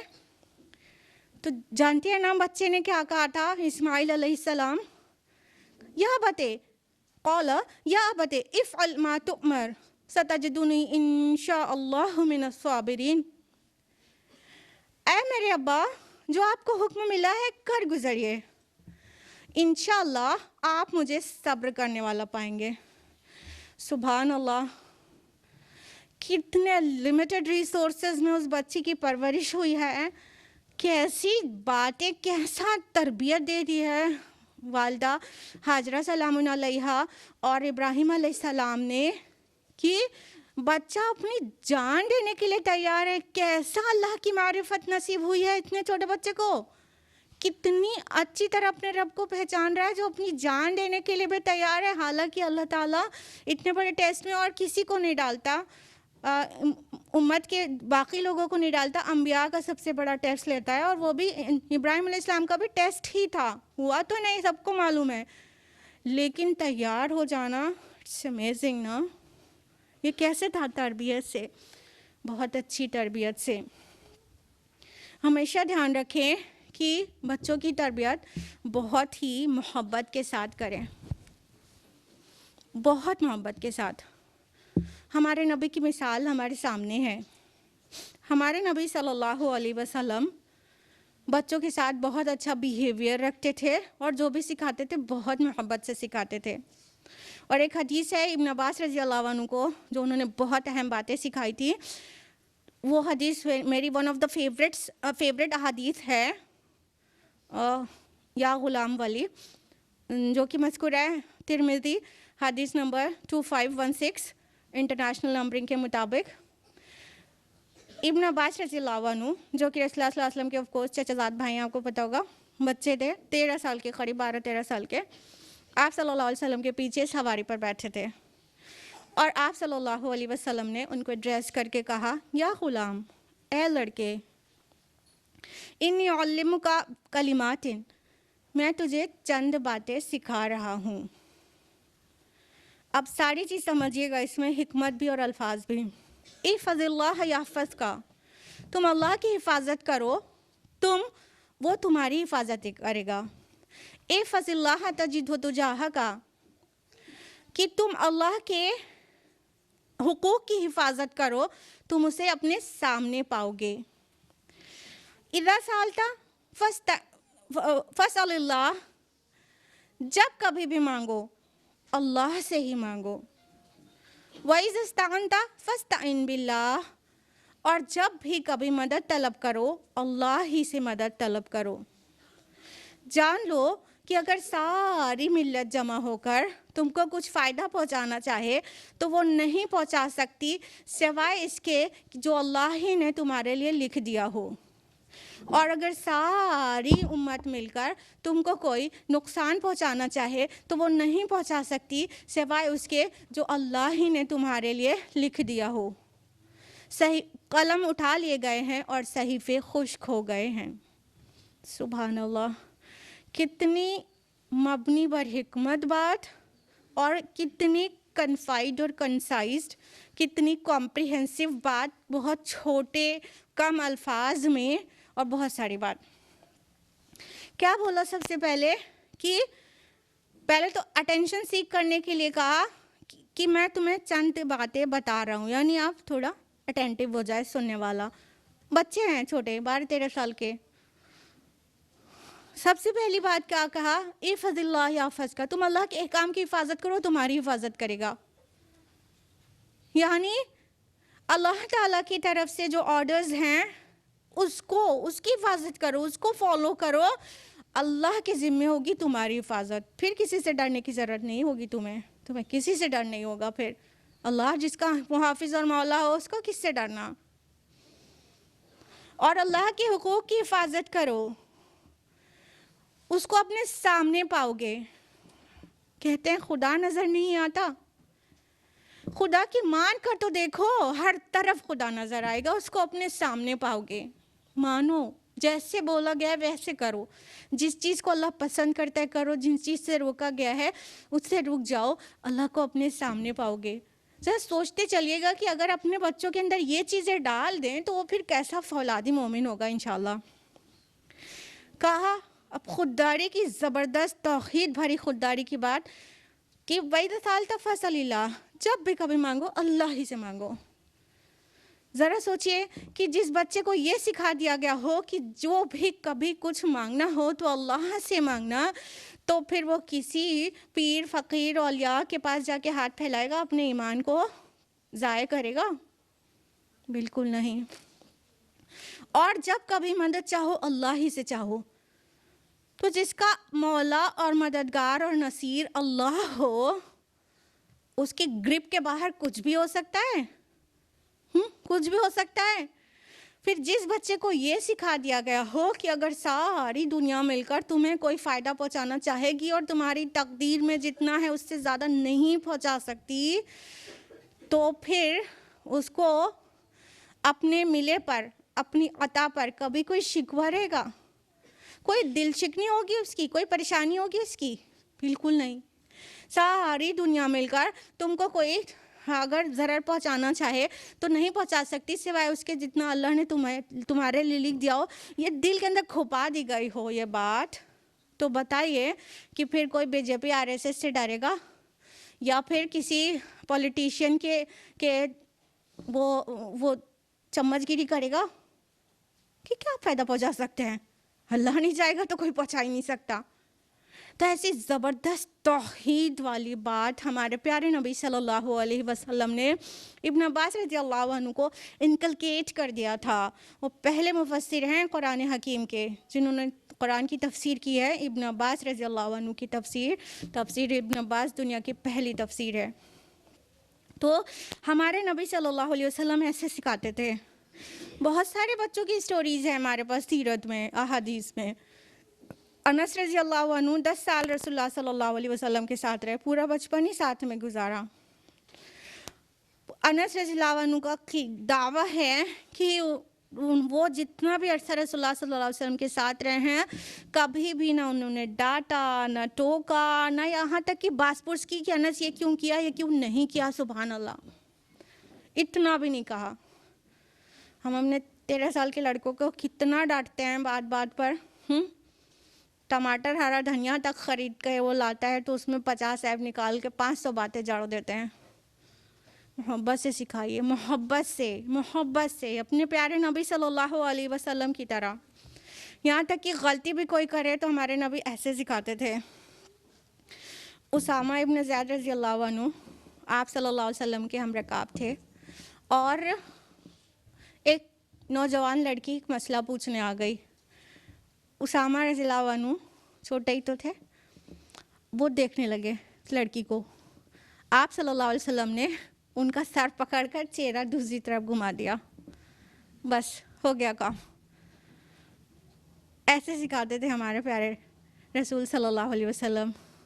हम होते तो 500 बात सुना देते, उसकी नज़र, उसके किरदार पर कितनी छींटे उछाल देते अपने ही बच्चे के ना। लेकिन हमारे नबी ऐसे नहीं सिखाते थे, बहुत प्यार से। और एक इतनी बड़ी गलती या इतनी बड़ी बात का रिस्पांस कितना लविंगली देते हैं, वो आपको इस हदीस से पता चलेगा जो कि मुस्नद अहमद से है, हदीस नंबर 21708। एक मरतबा एक शख्स आया और कहने लगे, या रसूलल्लाह मुझे ज़िना की इजाज़त दे दीजिए। अल्लाहु अकबर। अगर हम लोग के दौर में किसी मौलवी से और उसके साथी साथ में बैठे हों, कोई आके पूछने लगे कि बस ज़िना की इजाज़त दे दीजिए, अल्लाहु अकबर, पूरे साथी मौलवी समेत उसको हद नज़र तक दौड़ाते ना, खदेड़ देते। अल्लाह के नबी सल्लल्लाहु अलैहि वसल्लम ने फरमाया, क्या तो ये पसंद करेगा कि तेरी माँ के साथ कोई ज़िना करे? बोले नहीं या रसूलुल्लाह। अच्छा, क्या तुझे ये पसंद है कि तेरी बेटी के साथ कोई ज़िना करे? बोले नहीं या रसूलुल्लाह। बोले क्या फिर तुझे ये पसंद है कि तेरी बहन के साथ कोई ज़िना करे? बिल्कुल नहीं या रसूलुल्लाह। तो क्या तेरी कोई खाला है, तुझे ये पसंद है कि तेरी खाला के साथ कोई ज़िना करे? बोले हरगिज़ नहीं या रसूलुल्लाह।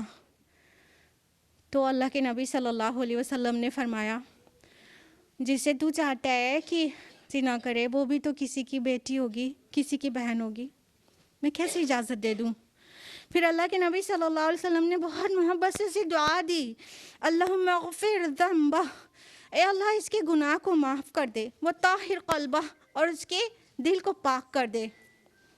उस शख्स का कहना है कि उसके बाद गुनाह की तरफ उसका इल्तिफ़ात कभी भी नहीं हुआ। ये थी हमारे नबी सल्लल्लाहु अलैहि वसल्लम की वे ऑफ टीचिंग। ऐसे सिखाते थे। इतनी बड़ी बात, इतनी हैरानी वाली बात जो हमें और आपको सुन के अजीब लग गई, हमारे नबी ने सुना और इतने प्यार से सिखा दिया। तो ज़रूरत है, अगर बच्चे गलती कर भी रहे हैं या कर भी चुके हैं, तो उन्हें ज़रूरत है प्यार से समझाने की। सज़ा देकर हम जो गलती को दूर करना चाहते हैं, ये बिल्कुल गलत आदत है। सज़ा देने से बच्चा गलती करना नहीं छोड़ता, बल्कि गलती को छुपाने की आदत बिल्कुल पुख्ता हो जाती है। वो स्प्लिट पर्सनालिटी बन के जीने लगता है। वो दिखाता कुछ और है और होता कुछ और है। मुनाफिकत उसके अंदर आ जाती है। हमेशा ध्यान रखिए, punishment can control the misbehavior, but it cannot reduce the desire to misbehave. आप सज़ा देकर बच्चे के मिसबिहेवियर को कंट्रोल तो कर सकते हैं हार्डली, लेकिन वो ख्वाहिश ना करें मिसबिहेवियर की, ये नहीं कर सकते। इसलिए जो लव बेस्ड पेरेंटिंग है ना, वो ही सक्सेसफुल पेरेंटिंग है, और फियर बेस्ड पेरेंटिंग ये कामयाब पेरेंटिंग नहीं है। लव बेस्ड पेरेंटिंग करें।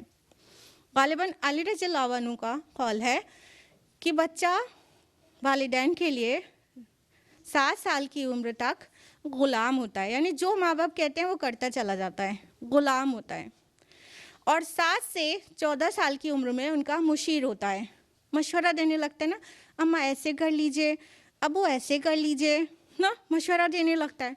तो 14 साल तक, 7 से 14 तक मुशीर होता है और उसके बाद 14 से 21 के दरमियान वो या दोस्त होता है या दुश्मन हो जाता है। अब अली रज़ी अल्लाह अन्हु कहते हैं कि हम बच्चों को 7 साल तक बच्चों से खेलते थे, फिर उनको तरबियत देते थे अगले 7 साल तक, फिर उसके बाद उन्हें अपना दोस्त बना लेते थे।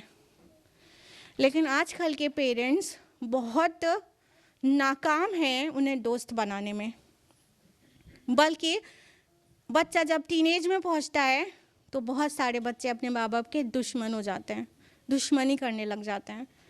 जैसा कि हमने बताया, उनकी वैल्यू सिर्फ एटीएम जैसी रह जाती है, इम्पॉर्टेंस है बट एटीएम जैसी, लेकिन वो इज़्ज़त, वो रेपो मेंटेन नहीं कर पाते, क्योंकि कहीं ना कहीं वो सही वाली मोहब्बत से और इजहार मोहब्बत से महरूम होते हैं। अपने बच्चों के साथ मोहब्बत का इजहार करिए। इजहार, जी हाँ, हम कह रहे हैं इजहार मोहब्बत करिए। बेटी स्कूल से आए तो कहिए, बेटा तुम स्कूल चली गई थी, आई रियली मिस्ड यू बेटा, बहुत मिस किया आपको। अब्बू बच्चे से कहें, बेटा आप कहाँ खेल रहे थे, हम आपको ढूंढ रहे थे, हम आपको याद कर रहे थे, आप कहाँ चले गए थे। बच्चे से इजहार मोहब्बत करने में कोई हर्ज की बात नहीं है, बल्कि उससे पेरेंट चाइल्ड रैपो मेंटेन होती है, बच्चे से वालिदैन का सही सही ताल्लुक़ मेंटेन होता है और बच्चे के अंदर किसी किस्म की महरूमी का एहसास नहीं रहता, क्योंकि उसे मोहब्बत और अपनेपन का एहसास उसके इमोशनल वेलबीइंग के लिए इम्पॉर्टेंट है। मोहब्बत जो है इंसान के जज्बात की ज़रूरत है, लिहाजा वालिदैन को चाहिए कि अपने बच्चों से मोहब्बत का इजहार करें। जो वालिदैन अपने बच्चों के साथ सही रैपो मेंटेन कर पाते हैं और अपने बच्चों से इजहार करते हैं मोहब्बत का, तो वो बच्चे नाजायज़ मोहब्बतों में कभी नहीं पड़ते। नाजायज़ मोहब्बतों में तो वो पड़ते हैं जो घर में मोहब्बत से महरूम रहते हैं। जब वालिदैन की तरफ से उन्हें सही मोहब्बत नहीं मिली रहती या तो वक्त नहीं मिला रहता, माँ 10-10, 11-11 घंटे नौकरी करती है बाहर जाकर और वापस आकर कह देती है दूर रहो, मैं बहुत थकी हुई हूँ, तो बच्चा कहाँ जाएगा फिर जहाँ मोहब्बत मिलती है उसे, वो नाजायज़ ही क्यों ना हो, क्योंकि हमने तरबियत का भी वक्त नहीं मिला होता हमें, तो फिर वो नाजायज़ ही क्यों ना हो उन मोहब्बतों में उलझ जाता है। तो जो बच्चे, तमाम रिसर्चेस और स्टडीज़ में पाया गया है कि जो बच्चे अपने वालिदैन की मोहब्बत से महरूम होते हैं, वो बच्चे बहुत जल्दी से बुराई की तरफ इंडल्ज हो जाते हैं, जैसे कि म्यूज़िक है, इंटरनेट पे रहना, आईपैड, आईफोन, बस यही सब रहता है, और बुरी संगत में लग जाना, अल्कोहलिज्म, स्मोकिंग और बहुत सारी बुराइयाँ, ड्रग्स लेना, ये सब उन बच्चों में ज़्यादा पाया जाता है जो मोहब्बत से महरूम होते हैं। हार्वर्ड यूनिवर्सिटी की एक स्टडी के मुताबिक जो बच्चे पेरेंटल लव से महरूम होते हैं, उनके अंदर दूसरे बच्चों के मुकाबले में बड़े होने के बाद, 35 की एज को पहुंचने के बाद, उनके अंदर फिज़िकल इलनेस के चांसेस डबल होते हैं, डबल से भी ज़्यादा होते हैं, जैसे कि coronary heart disease, hypertension and even alcoholism. तो महरूमी से ये बच्चों के अंदर इतनी डिजीज़ेस हो सकती है इतने साल के बाद भी 45 इयर्स की कांस्टेंट स्टडीज़, जो कि 2000 से ज़्यादा स्टडीज़, रिसर्चेस की रिपोर्ट बता रहे हैं आपको, जो कि क्रॉस कल्चरली एनालाइज्ड है, उस डेटा के ऊपर हम आपसे बात कर रहे हैं कि जो बच्चों को पेरेंटल लव कम मिलता है, नहीं मिलता, उनके अंदर साइकोलॉजिकल मैल एडजस्टमेंट होता है।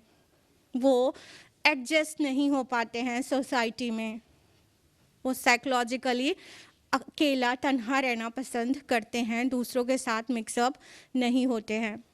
स्कूल को कितनी परेशानी होती है, बार बार पेरेंट्स से शिकायत करते हैं, लेकिन कोई ये नहीं नॉर्मली समझता कि ये रीज़न इसका क्या है। वो बच्चे कहीं ना कहीं ममता और मोहब्बत से अपने वालिदैन की महरूम होते हैं। लिहाजा उन बच्चों में बहुत सारे फिज़िकल और साइकोलॉजिकल इश्यूज़ आ जाते हैं। हमारे प्यारे नबी सल्लल्लाहु अलैहि वसल्लम से बेहतर किसकी मिसाल, फिर से नबी सल्लल्लाहु अलैहि वसल्लम की ही मिसाल लेंगे कि अनस रज़ियल्लाहु अन्हु को ऐसे डील करते थे, इतनी मोहब्बत से, कभी उनको किसी किस्म की महरूमी ना हो, ऐसे कितना प्यार से डील करते थे। एक मरतबा उम्मे सुलैम रज़ियल्लाहु अन्हा, अनस रज़ियल्लाहु अन्हु की वालिदा, उन्होंने अंगूर का एक गुच्छा दिया कि जाओ नबी सल्लल्लाहु अलैहि वसल्लम को दे आओ। अनस रज़ियल्लाहु अन्हु को बच्चे ही तो थे, उन्होंने सोचा देखूं अंगूर खट्टा है कि मीठा है। एक उठाया, मुंह में डाला तो मीठा था शायद, क्योंकि उसके बाद उनको दूसरा भी खाना पड़ गया। फिर वो एक और करके रास्ता तय करते करते वो पूरा ही ख़त्म हो गया। अब जब वो पहुँचे तो देख रहे हैं सब कुछ वही खा चुके हैं। अब चुप होकर बैठ गए। इत्तेफाक की बात कि उम्मे सुलैम रज़ियल्लाहु अन्हा ने कुछ दिन के बाद रसूलुल्लाह सल्लल्लाहु अलैहि वसल्लम से अंगूर के मुतालिक ज़िक्र कर दिया कि वो हदिया आपको रिसीव हुआ था, कैसा था।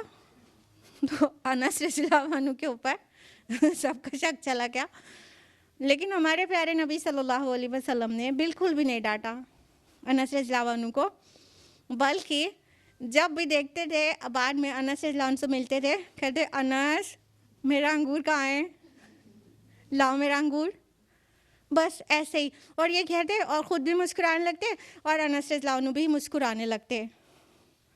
तो इस तरह से मोहब्बत डालते थे हमारे नबी सल्लल्लाहु अलैहि वसल्लम बच्चों के अंदर, टीनेजर्स के अंदर।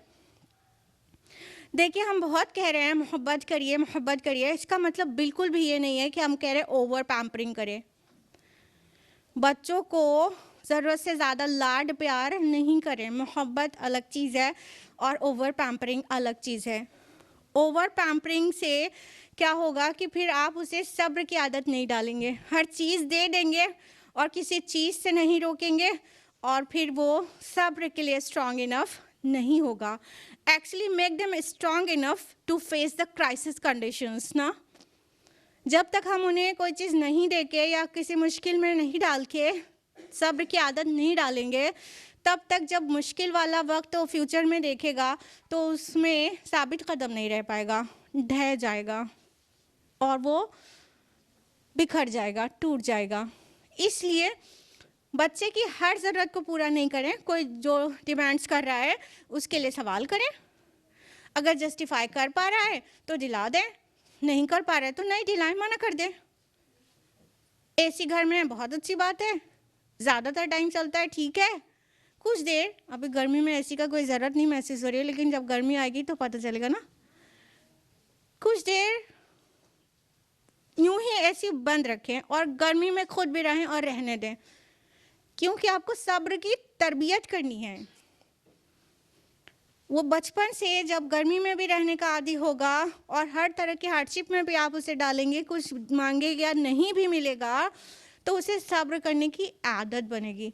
जब सब्र करने की आदत बनेगी ना, उसके बाद जो फ्यूचर में जब फेलियर्स आएंगे, समटाइम्स हार्डशिप्स आएंगी, तो उसमें अपने को आराम से वो अपने को बग़ैर टूटे बिखरे इस्तिक़ामत के साथ, पुख्तगी के साथ खड़ा हुआ नज़र आएगा। इमाम गज़ाली कीमियाए सादत में लिखते हैं कि बच्चों को अच्छे खाने और कपड़े का आदी नहीं बनाना चाहिए, क्योंकि अगर जब उन्हें नहीं पाएगा तो सब्र नहीं कर सकेगा और सारी उम्र उसकी तलाश में गुजार देगा। लिहाजा बच्चे कपड़े भी दिलाएं और ज़ोमैटो और स्विगी से कभी कभी ऑर्डर भी करें, और कभी अगर उसे पालक की सब्ज़ी नहीं पसंद है तो भी खिलाने पे पाबंद करें कि वो खाए। जो चीज़ नहीं भी पसंद है कभी कभी तो वो भी खिलाएं। उससे क्या होगा, खुदा न खास्ता लाइफ में कभी ऐसे वैसे हालात आएंगे और आकर रहना चाहिए। अगर उसको बनाना है अल्लाह के दीन का सिपाही तो बहुत तरह के हालात आने वाले हैं, तो उसके लिए उसको स्ट्रांग इनफ बनाना है कि वो फेस कर सके उन कंडीशंस को और ना सबरा होकर पलायन ना कर ले। देखिए हज़रत लुक़मान ने बहुत उम्दा नसीहतें की थी अपने बच्चे को। उसको अल्लाह ताला ने कुरान में जगह दिया है जबकि he was not a profit. तो उन नसीहतों में से एक नसीहत है सूरह लुक़मान सूरह 31 आयत नंबर 17 कि वस्बिर अला मा असाबक, कि और जो मुसीबत है उस पर सब्र कर। इन्ना ज़ालिका मिन अज़्मिल उमूर, बेशक ये उलुल अज़्मी के कामों में से है। तो बहुत सारी नसीहतें की थी, उसमें सब्र की भी नसीहत थी। तो हमें ये देखना चाहिए कि हम अपने बच्चों को सब्र की नसीहत भी करें और सब्र के हालात में भी डालें। देखिए जो सहाबियात थी उन्होंने क्या खूब अपने बच्चों की तरबियत की थी। देखते ही बनता है कैसे फौलादी मोमिन ऐसे नहीं बन गए। तो उनकी माँओं की जो मिसाल है वो रहती दुनिया तक के लिए बहुत काफ़ी है। अस्मा बिन्त अबी बकर रज़ियल्लाहु अन्हा 100 साल की हो गई थी। अब्दुल्ला बिन ज़ुबैर रज़ियल्लाहु अन्हु को, अपने साहबजादे को शहादत के लिए मोटिवेट कर रही थी। उन्होंने कहा कि मौत में बड़ी राहत है, तो बोला बेटा तू ये चाहता है मैं पहले मर जाऊं? मैं चाहती हूँ तू अल्लाह की राह में शहीद हो। ये किस दिन की बात है? जिस दिन उनकी अन शहादत हुई उसी दिन दोपहर की बात है। मैं चाहती हूँ तू अल्लाह की राह में शहीद हो, लड़े अल्लाह की राह में शहीद हो, मैं तुझे कफन पहनाऊँ, मैं तुझे खुशबू लगाऊँ और उसके बाद मैं दुनिया से रुखसत हूँ। और उन्हें खूब मोटिवेट करती हूँ। उनके अल्फाज बहुत प्यारे प्यारे, वक्त की कवि हैं अभी। लिहाजा वो जाते हैं और बहादुरी से लड़ते हैं और शहीद हो जाते हैं। उनकी लाश को आपको पता है कि खाने काबा में हज्जाज इब्न यूसुफ ने लटकवा दिया था और 100 साल की उम्र में, जबकि उनके दांत और दिमाग पूरा सलामत था। वो जाती हैं, उनकी आंखों की रोशनी जा चुकी थी, जाती हैं हज्जाज बिन यूसुफ को ललकारती हैं, क्या इस शहसवार के उतरने का भी वक्त नहीं आया? कैसी कैसी माएँ थी वो, कैसी कैसी माएँ थीं। बद्र के शहीद सुराका बिन मालिक, बद्र की शहीद हारसा बिन सुराका की वालिदा, वो रसूलुल्लाह सल्लल्लाहु अलैहि वसल्लम से आकर किस बात के लिए पूछ रही हैं, या रसूल बस इतना बता दीजिए कि मेरा बेटा जन्नत में है कि नहीं। अगर वो जन्नत में है तो मैं सब्र करूँगी, और अगर वो जन्नत में नहीं गया तो मैं बहुत रोऊंगी और बहुत वावेला करूँगी। रसूलुल्लाह सल्लल्लाहु अलैहि वसल्लम ने फरमाया, क्या बात कर रही है तू, तेरा बेटा फिरदौस आला में है। खुश हो गई, सब्र कर लिया उन्होंने। खंसा रज़ियल्लाहु अन्हा के बारे में आपने सुना होगा, बहुत बड़ी शायरा थी और उन्होंने अयामुल जाहिलिया में भी शायरी की और बाद में भी, इस्लाम के बाद भी। उन्होंने अयामुल जाहिलिया में उनके भाई मारा गया था जंग में, मुआविया, तो उसके मुतालिक कितने मरसिया कहती थी, रोज़ रोती थी, रोज़ मरसिया पढ़ के रोज़ रोया करती थी और बहुत मरसिया लिखा करती थी। लेकिन दौर इस्लाम में उन्होंने अपने चारों बेटों को जंग में भेजा और चारों शहीद हो गए और उस पर खुशी मनाई। उन्होंने अल्लाह का शुक्र अदा किया कि उन्होंने अपने चारों बेटों को अल्लाह की राह में खर्च कर दिया। सुभान अल्लाह। ये थी वो माएँ जिन्होंने अपने बेटों को तैयार किया था, तो शोहदा बने, उलमा बने और बहुत दुनिया को उन्होंने बहुत कुछ दिया। उसके अलावा हमें अपने बच्चों की तरबियत के लिए हया और किरदार के बारे में भी बहुत कंसर्न रहना चाहिए और उससे बहुत छोटेपन से उन्हें सिखाना चाहिए। सबसे पहले तो लिबास की ही बात आ जाती है। अल्लाह ताला ने फरमाया सूरह आराफ सूरह नंबर 7 आयत नंबर 26 में, या बनी आदम कद अंजलना अलैकुम लिबासा युवारी सवातिकुम वरीशा। ए बनी आदम, हमने तुम्हारे लिए लिबास नाजिल किया ताकि वो तुम्हारे सत्रों को ढके और तुम्हारे लिए मुजब ज़ीनत हो। तो अल्लाह ताला ने लिबास को उतारा है तन को ढकने के लिए, ना कि दिखाने के लिए। अपने छोटे से बच्चे को भी, बहुत छोटे नाबालिग बच्चे को भी सातिर लिबास पहनाएं, सत्रपोशी के साथ। जब वो बच्चे की छोटेपन से आदत बनी रहेगी तो बड़ा होके उसी तरह के लिबास पहनना पसंद करेगा। और जो माहौल चल रहा है उसके हिसाब से आपको भी थोड़ा बोल्ड और स्मार्ट होना पड़ेगा और स्मार्ट पेरेंटिंग करनी पड़ेगी। उनको एड्रेस करिए बोल्ड इश्यूज़ पर भी, मोहब्बतों के बारे में बातें करिए, वो नाजायज़ मोहब्बतों में ना लगे उसके लिए एड्रेस करिए।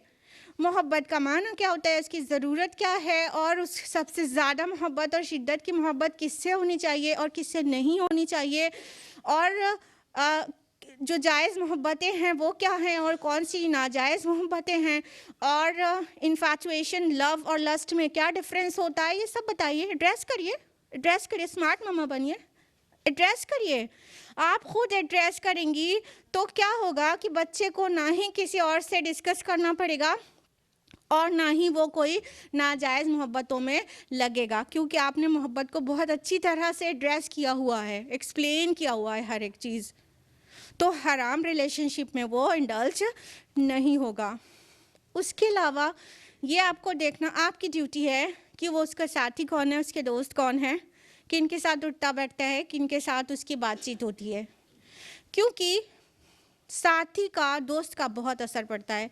यहाँ तक कि अल्लाह के नबी सल्लल्लाहु अलैहि वसल्लम ने ये फरमाया, सुनन अबू दाऊद में हदीस है, हदीस नंबर 4833, कि अर्रजुलु अला दीन खलीली, इंसान अपने दोस्त के दीन पर होता है।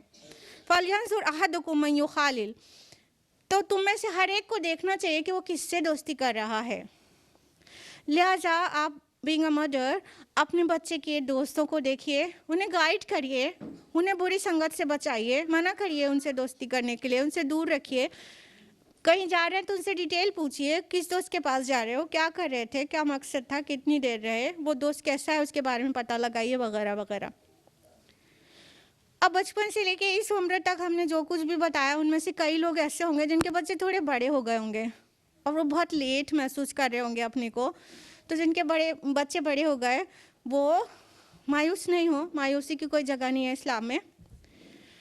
अल्लाह ताला ने इंसान के ब्रेन में एक गाइड विंडो रख छोड़ी है जो 13-14 ईयर के एज में ही खुलती है।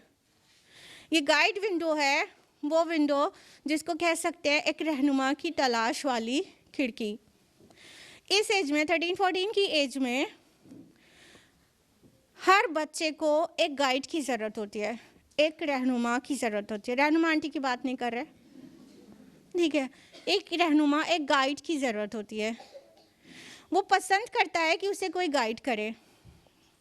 लिहाजा अगर आपका रेपो उसके साथ बहुत अच्छा मेंटेन्ड नहीं है तो अपने बच्चे को लगा दीजिए किसी स्कॉलर के साथ, किसी आलिम के साथ बिज़ी कर दीजिए, उसके साथ उसका ताल्लुक़ कायम कर दीजिए ताकि वो वहाँ से गाइड हो, ना कि अपने दोस्तों से या कहीं और से जो सही गाइड नहीं करेंगे। इस एज में किसी ना किसी गाइड को गाइड बना लेता है बच्चा।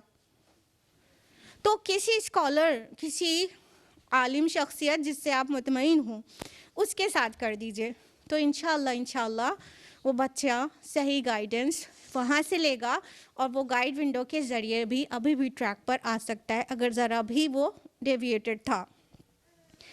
अब आपसे रुखसत होने से पहले बहुत जल्दी से डूज़ एंड डोंट्स मेंशन कर दें। जो पॉइंट्स हम डिटेल में नहीं ले सके उनका भी ख्याल रखें, बस इख्तिताम के करीब ही हैं।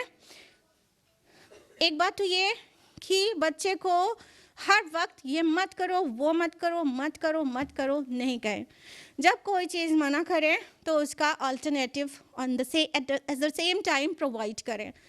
यानी आप अगर ये कह रहे हैं इस दीवार पे मत खींचो तो फ़ौरन उनको अल्टरनेटिव दें, इस दीवार पे मत खींचो, ये दीवार आपकी है, इस दीवार पे खींचो। आखिर बच्चे के अंदर एनर्जी है ना, अगर एनर्जी ड्रेन नहीं होगी तो कहीं ना कहीं नुकसानदेह काम ही करेगा। तो इसलिए एनर्जी ड्रेन करने का भी पूरा इंतज़ाम होना चाहिए। कोई ना कोई अल्टरनेटिव दें, जब नो नो नो बोलें तो यस कहीं ना कहीं बताएं कि क्या करे, फिर वो ना करे। तो दूसरा, उसकी पसंद नापसंद का ख्याल रखें। वो पुराने मॉडल की घिसी पिटी मम्मी ना बने, हाय मैंने तो डॉक्टर बनना चाहा था, मैं ना बन सकी, अब तुमको तो बनना ही पड़ेगा। अब बच्चे का बेटी चाहती है डॉक्टर नहीं बने, वो प्रोफेसर बनना चाहती है, मगर नहीं, मैं डॉक्टर नहीं बनी, अब मेरे जीने का क्या फ़ायदा है जब तुम भी डॉक्टर ना बन जाओ तो मेरा मरा हुआ मुँह देखोगी अगर तुमने कोई और लाइन इख्तियार की। नहीं, बच्चे की पसंद नापसंद का ख्याल रखें, थोपे नहीं, नहीं तो उसका करियर ख़राब हो सकता है। उसके अलावा never compare your kids with others. अपने बच्चों को किसी से कंपेयर नहीं करें, इवन अपने ही बच्चों को एक दूसरे से कंपेयर नहीं करें। हर बच्चा अलग साइकोलॉजी का मालिक है, एक को दूसरे से कंपेयर करके नफ़रत नहीं दिलाएं। एक बच्चे को दूसरे बच्चे से कंपेयर करते रहते हैं जब, तो वो उसको अपने ही सिबलिंग, अपने ही भाई बहन से चिढ़ सी होने लगती है, उससे नफ़रत करने लगता है, साथ में वालिदैन से भी। लिहाजा ना अपने बच्चों से कंपेयर करें और ना खालाजाद फूफीजाद से। राशिद को देखो और उमरा को देखो, ये सेंटेंस बोलना बंद कर दें। ये 21st सेंचुरी के डिजिटल बच्चे हैं, ये कंपैरिजन पसंद नहीं करते हैं। उसके अलावा इनजस्टिस बिल्कुल नहीं होना चाहिए बच्चों के दरमियान। इसके लिए हमारे रसूल सल्लल्लाहु अलैहि वसल्लम ने सख्त एतराज़, सख्त ममानियत की है। इसलिए जिस तरह की तालीम बेटे को दें उसी तरह की बेटी को भी दें, और जो फैसिलिटीज़ बेटे को दें वो बेटी को भी दें। या तो कहीं तो उल्टा ऐसा हो जाता है कि बेटी को ज़्यादा टेंशन मिल जाती है, तो ये भी नहीं करें। इनजस्टिस नहीं होना चाहिए। उसके अलावा छोटे बच्चों के सामने बड़े बच्चों को नहीं डांटें, उससे वो इंसल्टिंग फील करता है और अपने ही भाई बहन का दुश्मन और माँ बाप का भी हो जाता है। इसलिए कभी डांटना हो तो बहुत प्राइवेट में, और कोशिश करें कि आग दिखाने से ही आपका काम पूरा हो जाए। उसके अलावा थोड़ा टाइम और स्पेयर करें अपने बच्चों के लिए, घूमने के लिए लेके जाएं उन्हें कभी ना कभी, हफ्ते में नहीं तो महीने में एक बार थोड़ी आउटिंग होना चाहिए, क्योंकि हमारे दिमाग को भी थोड़ा सा स्ट्रेस से बाहर आना होता है, बच्चों के साथ हमको भी। तो सब लोग, मम्मी पापा और बच्चे, सब लोग एक दिन आउटिंग पे ज़रूर जाएं, कम से कम महीने में एक बार। ये उनकी जायज़ ख्वाहिश है, हर वक्त सप्रेस नहीं करें, और अब्बा लोग इतनी मनी मेकिंग नहीं करें कि बच्चे ही बिगड़ जाएं, तो फिर फ़ायदा क्या उस मनी मेकिंग का। तो अपने बच्चों के लिए थोड़ा टाइम स्पेयर करें। और last but not the least, make lots and lots of दुआ फॉर देम। बहुत दुआ करें उनके लिए, हर कबूलियत की औकात में उनके लिए दुआ करें, उनके दुनिया और आखिरत की कामयाबी और सरबुलंदी के लिए दुआ करें, समाज और नफ्स और शैतान की बुराई से बचने के लिए दुआ करें, बहुत सारी दुआ करें। आपकी दुआ उनके लिए रियली बहुत कीमती है। और यहाँ जो बच्चे बैठे हैं ना, प्लीज़ अपनी मम्मा को कुछ भी घर में जाके 500 बातें नहीं सुनाएंगे, बल्कि अल्लाह और उसके रसूल ने जो मैसेज दिया है वो पेश करेंगे बहुत प्यार से। ख़बरदार कोई अपनी मम्मा को डिसरेस्पेक्ट नहीं करने पाए। आपकी प्यारी सी मम्मा है, पॉसिबली उन्हें साइकोलॉजी नहीं पता होगी, कोई गलती हो भी गई होगी, लेकिन आपको घर जाके ज़्यादा स्मार्ट बनने की ज़रूरत नहीं है। इसके साथ ही हम अपनी गुफ्तगू को भी एक दुआ के साथ ख़त्म करेंगे। सूरह फुरक़ान सूरह नंबर 25 आयत नंबर 74, रब्बना हब लना मिन अज़वाजिना व ज़ुर्रियातिना क़ुर्रत आयुन वजअलना लिलमुत्तक़ीना इमामा। ऐ हमारे रब, हमारे अज़वाज और हमारी औलाद को हमारी आँखों की ठंडक बना और बना दे हमें मुत्तक़ियों का इमाम। आमीन। वाखिर दावाना अनिल हम्दुलिल्लाहि रब्बिल आलमीन। वस्सलामु अलैकुम व रहमतुल्लाहि व बरकातुहू।